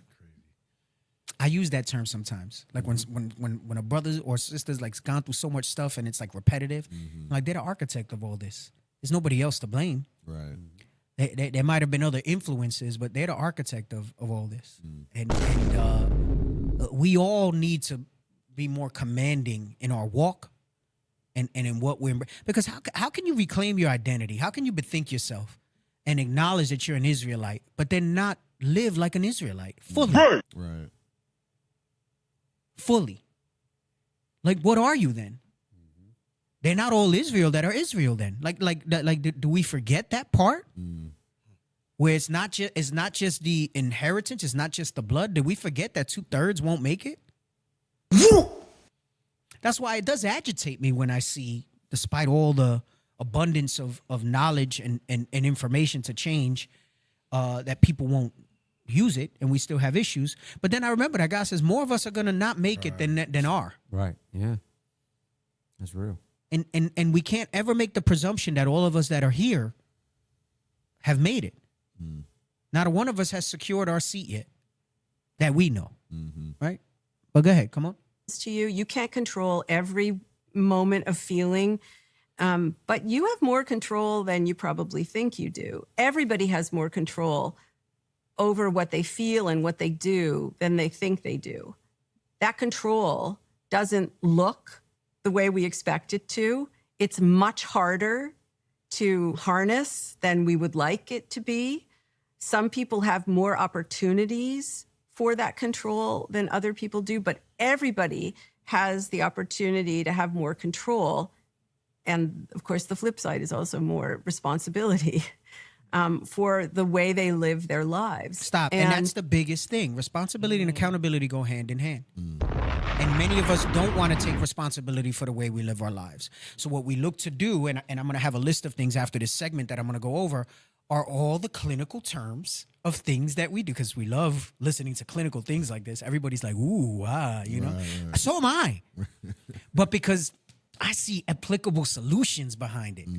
It's the same way, like when I see something about health or fitness or anything else that I enjoy, because I'm like, how am I going to apply this and how am I going to see the results? Right. Like I like to be, I like to experiment on myself in a way, right? I'm like, I'm going to try that exercise and I'm going to see if that's what's up. I'm going to try this routine and see if it does what it does, you know? I'm going to try this diet and see if it does what it does, if it's sustainable, if it's not, you know? I like to experience that because I love the feeling of transformation. I love that transformative effect. I love to be able to see the world and things the way many people won't, the way many people can't. A practitioner. Yeah. Yeah. I just, there's something empowering and rejuvenating and establishing and abounding in faith. That's what it means in Jude, where it says, build yourself on your most holy faith. Right. Because you see it and then you believe it and you say, man, God said this and I did this. Right. And I do it. And I know the effect that it has. And I saw this brother do it. And I saw this sister do it. Rather than make the excuse. And sometimes something has to be applied more than once. It has to be sustainable. You got to do it for a little while to then see the impact and the effect. And guess what?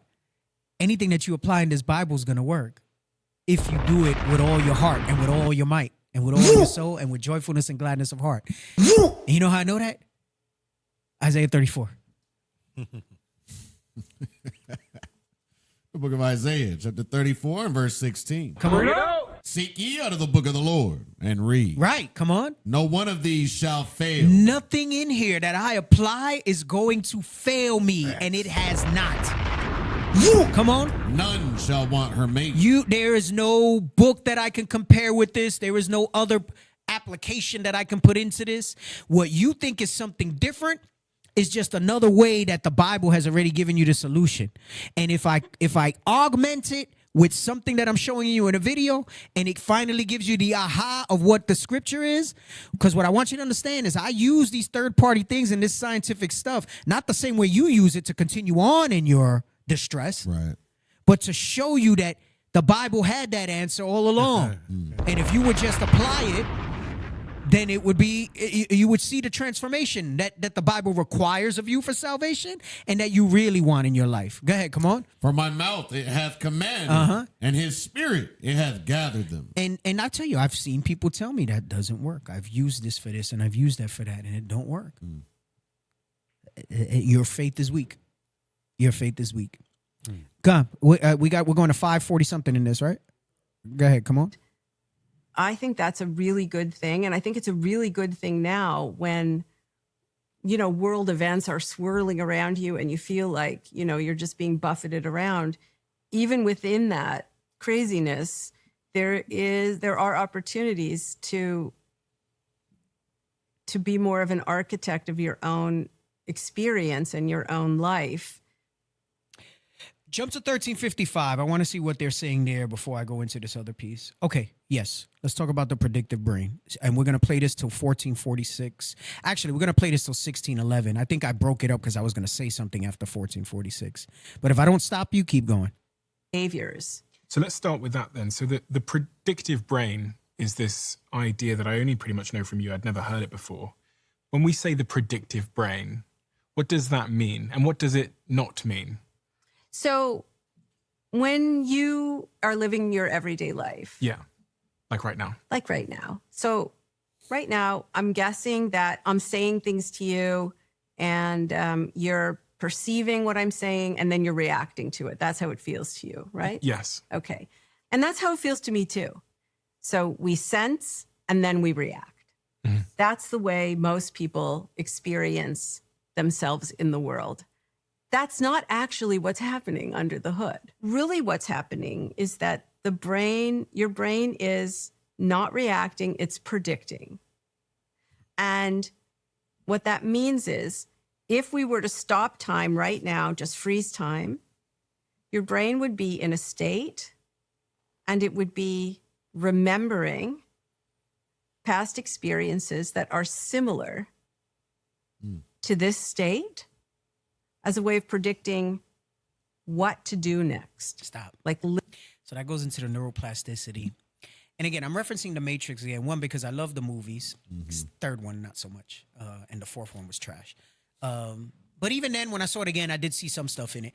But first two, more. When the Oracle was always dealing with Neo, and she was like, I can't tell you that, I can't tell you this. She was like, but you already knew that. Right. She's talking about the predictive brain. Bang. So it's we do that to ourselves, right? We kind of put ourselves in a frame of mind where we think that we're reacting to something, but the way our minds work. So that's how we experience it. To understand that, you think that you receive stimuli and then you react, but you don't realize that your body's always anticipating, your brain is always anticipating based on past experience. That's why it's so important. Like, got to change and break those patterns and that mold of who you are and what you experience. So a lot of these people that come up with these issues and, you know, you're not giving me brotherly love and you guys are against me and you're like this and you're like that. Those people have real unresolved issues, right? I'm not saying that some things like that can't be untrue, right? Like that people can't be narcissistic and, you know, flip the tables on them and things like that. But generally speaking, those are the people that I've experienced that we deal with in that way. They have a lot of unresolved things, a lot of concerns that they've not addressed head on, and their brain is doing this predictive thing to them. And you can't persuade those people differently. You get to a point where you can just not, there's nothing you're going to show them proof-wise or whatever that they're going to accept any justification. And they don't believe in this enough. As much as they keep showing up, as much as they keep wearing the uniform, as much as they keep claiming the name and the identity, they don't believe in this enough to transform their lives. Literally. Is that also, can that go into people that listen to respond? And Yeah. Well, it's the same thing. That's it. more of like a more base form of it. Got you. Okay. This is something that you're not aware of. Okay, got you. You don't experience it that way. That's the point. Okay. The only thing you can do is remember that that's how we experience life and try to have a consciousness about it. And then what that lets you do is listen to learn versus react. Because your reaction is typically not ever a sincere reaction, but it's based on past experiences. So it's a predictive reaction. That's why there's value in stopping for a second. It's kind of like when Trump speaks and he says like the same thing 5 different ways, because when he heard it come out, he's like, wait a second, that's probably not what I wanted to say. So like he adjusts on the fly. Right. So you know how sometimes I'll pause before I say something, like, because I'm trying not to let that happen. You know, and the more you condition that response, you're still predicting, but your trigger to not respond predictively becomes quicker. And then it doesn't look like you're waiting to say do something. Right. Yeah. Right. It's like the slow to speak, swift to hear. Yeah. Slow to Yeah. laugh. Yep. Eddie, I was gonna say, this gives so much more substance, and it puts in remembrance how many times it was mentioned to be born again, right? So Moses mentioned it in Deuteronomy. Solomon mentioned it in Wisdom of Solomon. Christ mentioned it to Nicodemus. He didn't fully understand it. Peter backs up, says the same thing. Paul says the same thing. So, like, how important is it to have to be born again? And we see it here. Except you be converted, except you become as like one of these little children. The transformation by the renewal. If you don't do it, you won't make it. Right. And you think that it's just on, let me just do these things. No, you have to be transformed. Right. You have to be transformed. You're not going to go into the kingdom of heaven being the same person that you came into this as. And we like to keep that old person alive, whether we realize it or not. Okay, go back like 10 seconds. Experiences that are similar to this state as a way of predicting what to do next, like literally in the next moment. Should your eyes move? Should your heart rate go up? Should your breathing change? Should your blood vessels dilate or should they constrict? Should you prepare to stand? Right? Movements. And these movements, the preparation for movement, literal copies of those signals become predictions for what you will see and hear and smell and taste and think and feel. So under the hood, your brain is predicting what movements it should engage in next, and as a consequence, what you will experience because of those movements. So you act first and then you sense. You don't sense and then react. You predict action and then you sense. So give me a what example. timestamp is this? Okay, so stop. Let me get Proverbs 23:7. Can I ask a question, D? Uh-huh. So prophets, right? They're known as seers, right? Mm-hmm. So these are men that have been built up, studied, and trained and developed their senses, right? So because we act first and then we sense, have they built themselves to a point where now their actions are so in line with God that the predictive brain is moving in line with the Lord? Yes, that goes into Hebrews 5:14. Okay. Because okay. the discernment is evident now. Right. And it only happens through exercise of use. Right. Yes. That's heavy. Mhm. You said Proverbs. What? Let me get, well, first let's get Ephesians 4:22 because I skipped that. Yes, sir. I'm going to read 3 scriptures and then I'm going to wrap by talking about naming clinical terms or psychological terms or therapeutic terms, whatever the hell term you want to use. Right, right. For the barriers we put as part of the predictive brain when people come with solutions. All right? Go ahead, read that. The book of Ephesians, chapter 4 and verse 23. 22 first. Verse 22.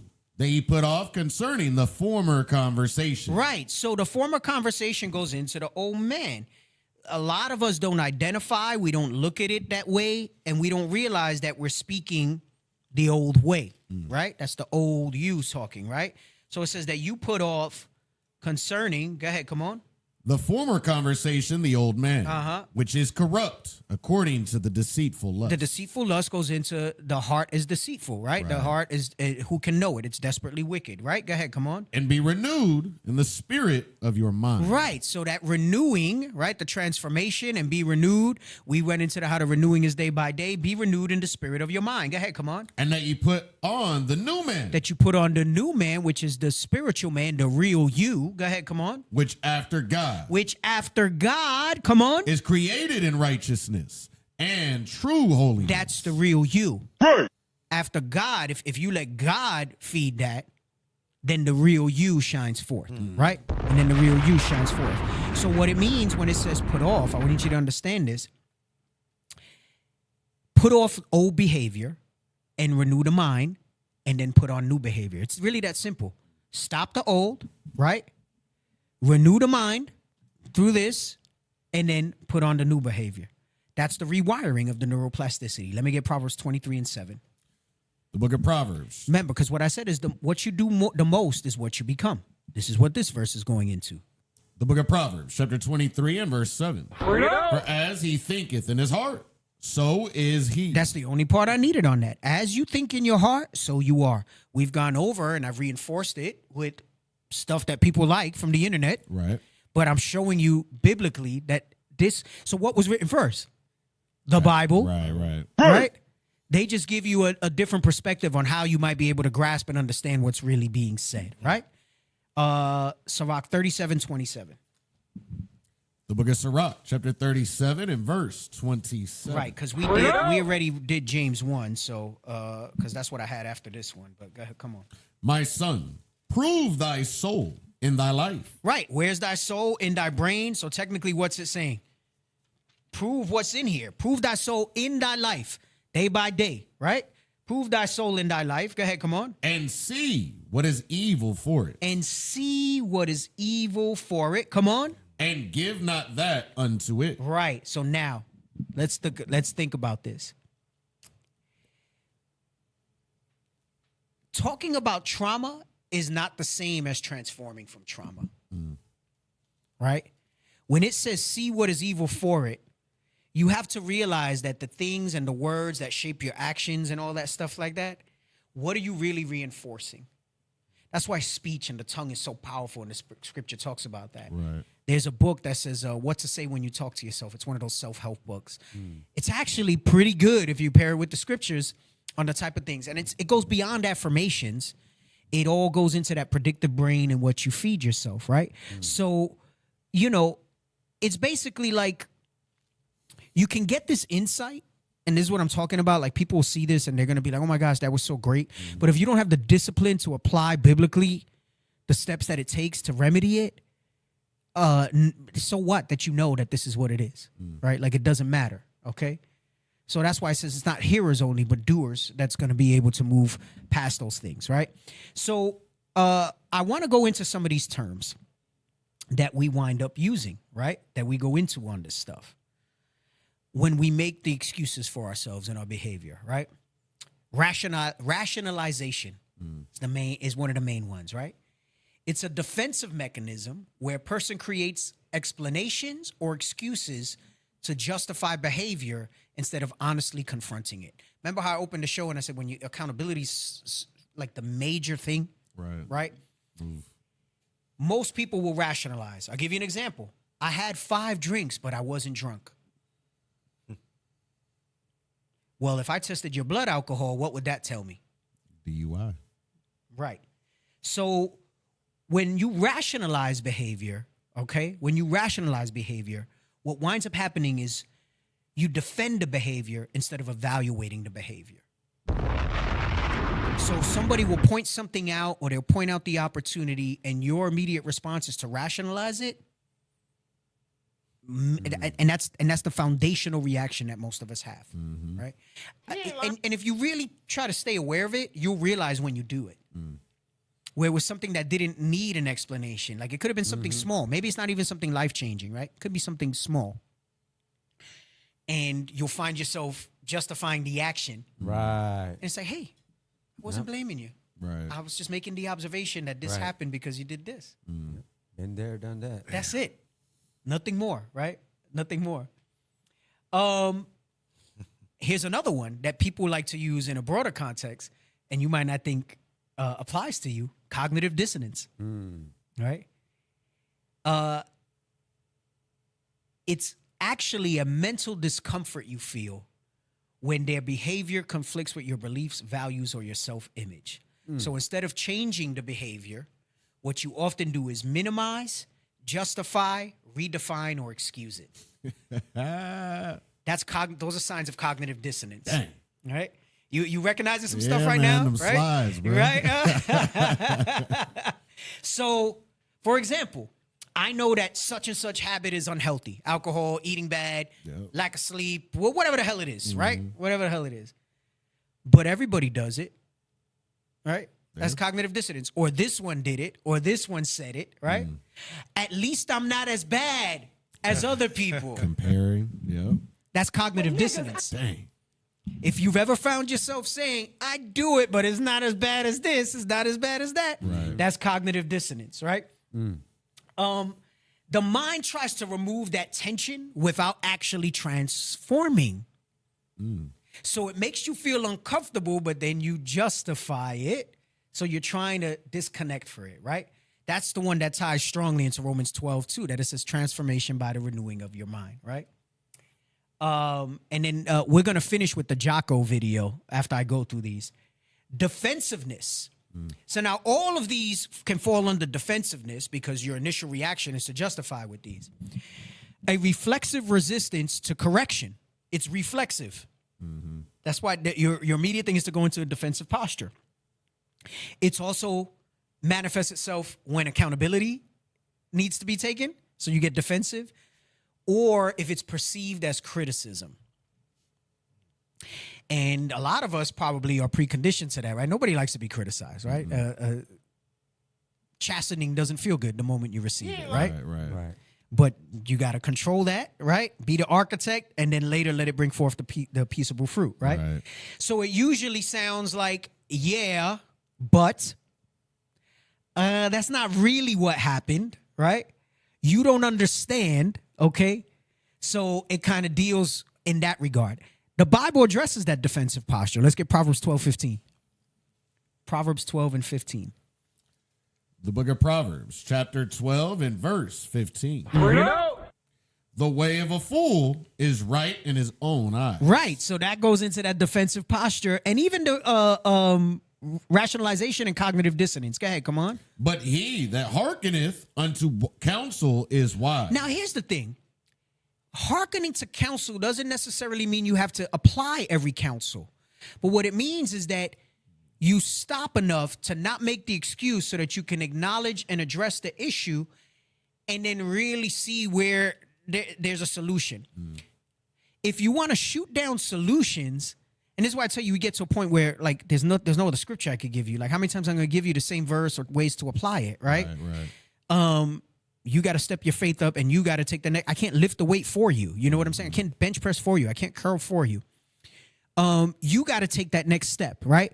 So hearkening is at least stopping enough so that you can say, okay, this is a problem and not make the excuse as to why you're going to let because otherwise you're trying to use me for catharsis. You just want to complain out loud about something that's an issue for you. Right. All right. And then I just get to a point where I don't say, like, I won't even acknowledge what you said to me because I know, like, okay, you don't want a solution. You want catharsis, you know? And I'm not going to be the vehicle for your catharsis, right? Because catharsis is not complete unless I acknowledge your pain. What you're looking for is you want me to say, yeah, me too. Oh, yeah, man. Oh, yeah, man. Yeah, bro, I feel you on that, right? Yeah, sis. Right? Damn, lethargic. Wow. The next one is self-justification. So you protect your self-image by defending your actions instead of changing them. And you want to feel righteous without the actual work of repentance or discipline or change. So another one is status quo bias. It's a tendency to prefer staying the same even when change would benefit you. So you can acknowledge that, you know what? Yeah, I need to eat better, but you don't do it. Right. I need to exercise more, but I don't do it. I need to sleep more, but I don't do it. Yeah, I need to not drink as much, but and there's always a reason why you don't do it. So you want the healing, but you resist the transformation, right? And the reason you like that is because it feels safer than the actual pain of growing, right? Like it's better to just kind of continue in the same patterns. I call it like the old sofa thing. Like, you know, you need a new couch. It's dirty. The cushion don't work the same or whatever. But you're not sure if the new one's going to be as good. You remember the old days of how the other one was. And, you know, there's so much memories with this couch, you know, and you don't want to get rid of it, right? And then you have confirmation bias, right? That's a big one. Confirmation bias is that you only seek information that supports your existing behavior and you reject all other information that challenges it. Oh, man. That goes to the heart of what I'm saying is that you're out here looking at you find the influencer or the videos, and then the algorithm feeds that because it'll keep showing that type of content to you. And since you don't have a way to filter it out biblically, spiritually, how to nourish yourself the right way, because that stuff can be good to your benefit, right? If you're able to acknowledge what's contradictory, what's in opposition against the Bible. But if it just confirms damn, I always knew this, I always knew that, and you keep watching it, right? So for example, you ignore warnings, you find examples that excuse the habit, right? So for example, they'll tell you it's okay to be fat because of fat shaming and all this other stuff. I've done shows where I've shown you biblically that being fat is sinful. Right? Let's see how much you really want to roll with that, right? I can't remember which episode I did, but I went into it. I showed you, like, it wasn't a normal thing for us to be obese, right? Gluttony. And you only listen to voices that validate you. So that's why, like, that goes into the consorting, what it's like, right? And being with certain people that way. So really, you got to ask yourself, are you the type of person that feels convictions and discomfort and then experiences cognitive dissonance? You use rationalization and self-justification. You become defensive, and then you continue on into behavior, right? So what you have to understand is that, and this is where I've gotten to that point where I very liberally try to provide solutions for people. Because when I hear a problem, the way my mind functions now is that if you're voicing your problem to me, you're one of two people. You want a solution or you're one of these people that have all these things here, right? And I'm not going to know until I at least prod it. So I provide you the solution. If I start to hear and identify any of these type of things, okay, this person don't want solutions. All right. Full of sugar, They're full of sugar, right? A lot of people actually don't want transformation. What they want is justification. That's the itching ear, right? That wants you to scratch they want you to be like, oh yeah, me too, or oh yeah, I understand. I might understand, and then I'm gonna give you a solution. That's me. Right. That's me. Until I see you don't want to receive it, and then I step back. Right. They want to keep the behavior without feeling convicted about it. That's why these things come up. Right. These type of things come up. That's the psychology of it. Right. We read that in Jeremiah 17:9. Right. Let me get Proverbs 21:2. And then we're going to go ahead and I'm going to read one last thing, and we're going to watch the Jocko video to close out, and then we'll do our housekeeping for the end. The book of Proverbs, chapter 21 and verse 2. Every way of a man is right in his own eyes. Right. So we think that, right? But remember, it says that goes into the heart being deceitful, right? Like we read in Jeremiah 17:9. The scripture says, but God tries the rein. Who can know it? He knows it, right? Go ahead, come on. But the Lord pondereth the heart. Right. So it's basically saying the same thing as Jeremiah 17. And the Bible supports the Bible. Right. You think it's right. It goes back to James 1. You have to reflect in this to see what is right for your soul, what is evil for it. Like we read in Sirach. All these scriptures should like I try to build the classes so that everything kind of builds on itself. And then by the end, you're like, oh, he went here, here, and here because it is this and this, right? And I pray that mostly you get that sense, right? One thing I want to say, because I know some people's feelings get hurt. First, you have to understand that self-deception is a big biblical theme, right? You read that in James 1:22, right? It said, be ye doers and not hearers, deceiving your own self. The scripture talks about a lot about the deceptions, refrain thyself from thy appetites, your own lusts, and all that stuff like that. Right.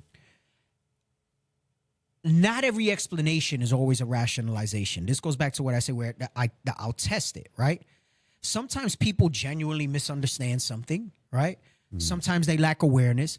Some people are still learning. That's why I say, like, it's usually not a one and done. I wait and see the pattern so I can know. Like, I don't prejudge somebody and automatically assume you're being cognitive dissonant and all these other things, right? I'm going to give you a few opportunities, right?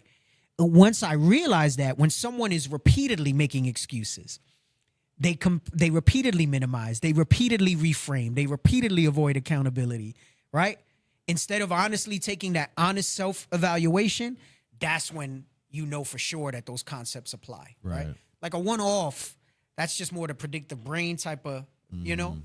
And then if I can kind of work with you and I see that there's you're trying to do something, then, it's not dissonance, it's not that. But when you have a pattern of that, like consistently, like across different things, right? I mean, it is what it is, right? It is what it is. Let's watch Jocko. I've used this in a class before. Come on. Jocko, I am a chronic excuse maker. How do I stop making excuses and get things done? The chronic excuse maker. How do you stop making excuses? This is actually pretty simple. And I said it the other day, and you have to realize, you have to know, you have to accept that all your excuses are lies. They are lies, all of them. Think about the things that you tell yourself, the lies you use to rationalize taking the easy road. Taking the easy road and leaving discipline behind. Think about them.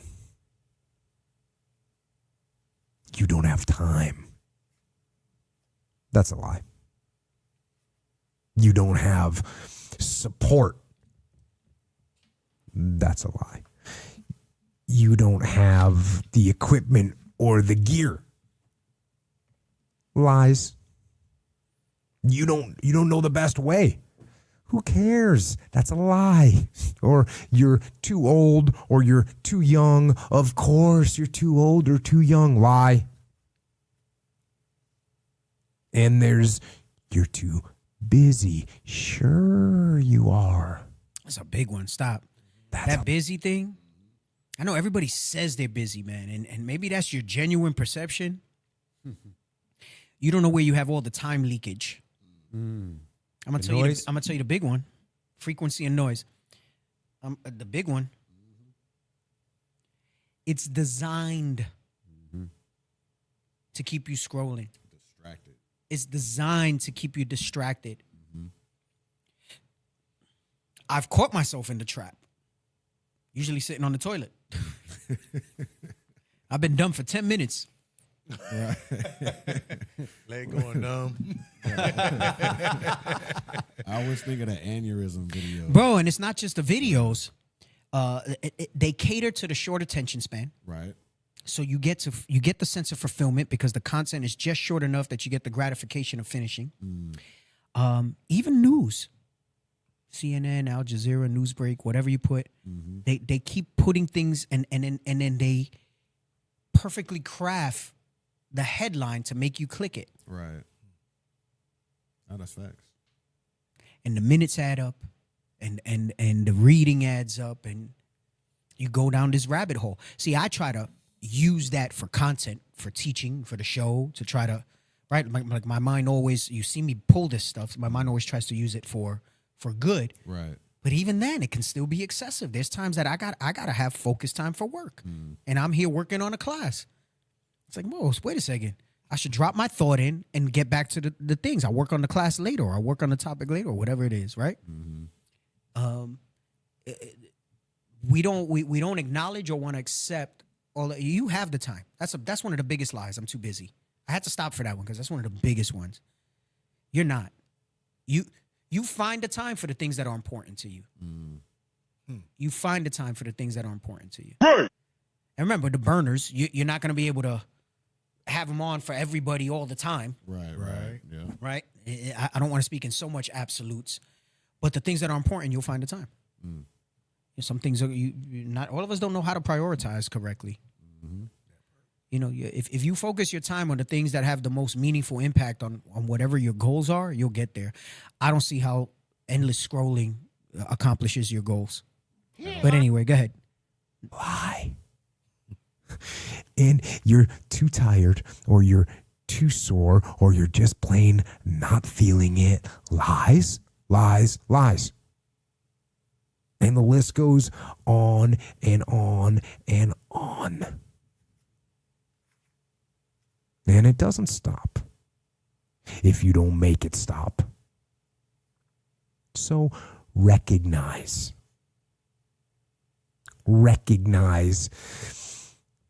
the excuses are not valid. They aren't. They're trumped up. They're conjured up. They're fabricated. They're lies.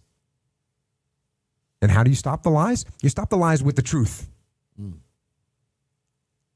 The truth. The truth will set you free. Oof. The truth will stand, and the truth will deliver you from procrastination and laziness and the downward spiral that comes with a lack of discipline. So don't believe the lies, believe the truth. And the truth is, you have time. You have the skill, you have the knowledge and the support and the willpower and the discipline to get it done. So cast out the lies, burn them down, and listen to the truth, and live the truth, and go out and get it done. Woo. I can't say it any better than that. I can't say words to live by. And that's somebody that's not a believer. You're not even us. Right. But sheesh. You now you take this. More things are shown unto us than men understand. The Bible is transformative. Stop wasting your time. Stop wasting your time here. Stop wasting your time in this walk.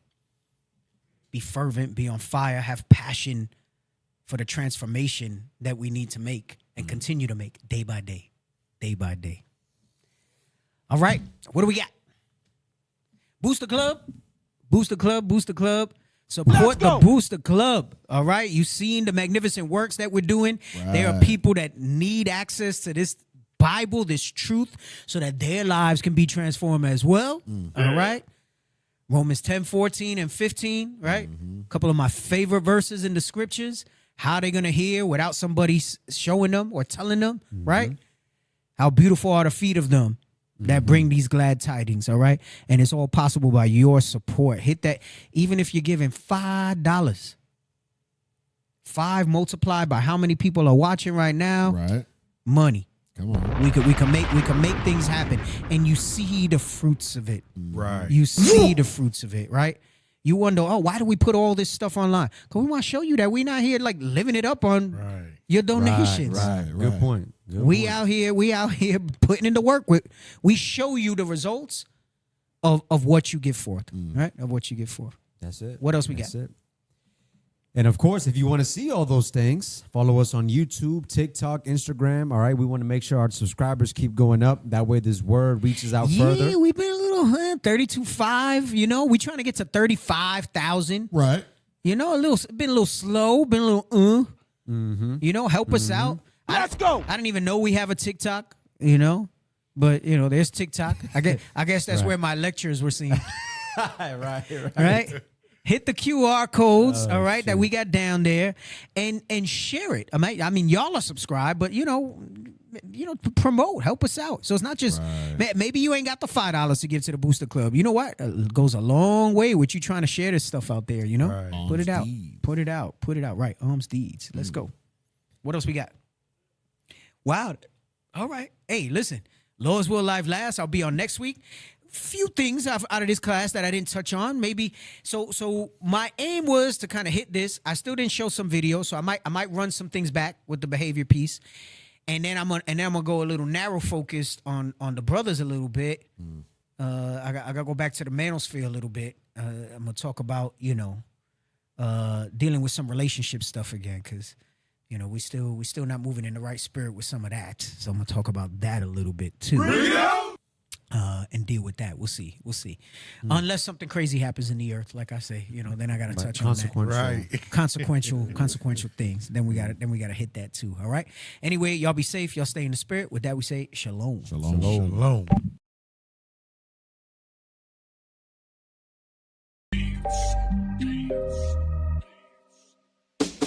This for the Southern Kingdom, Kwam Yasharallah. Hey, one nation, one nation. This for the Northern Kingdom, Viva la Raza. We one nation, one nation. This for the Southern Kingdom, Kwam Yasharallah. Hey, one nation, one nation. This for the Northern Kingdom, Viva la Raza. We one nation, one nation. It wouldn't be Israel without Mexicans. Black love, brown pride, cause we next to kin. We ain't gotta tell Esau to let's be friends, cause we above all nations and we better than them. We the salt of the earth, ayy, ayy. And we been king since birth, ayy, ayy. We put the kingdom first, ayy, ayy. And they gon' get this work, ayy, ayy. We was chosen, not cause we the most of the people. Few in numbers, but we over the people. We gods of this earth, we ain't supposed to be equal. Stop playing, you emotional people. The good gotta triumph over the evil. So my foot's on the throat of the eagle. Their tongues will confess that we the people. Cause my nation ain't never been feeble.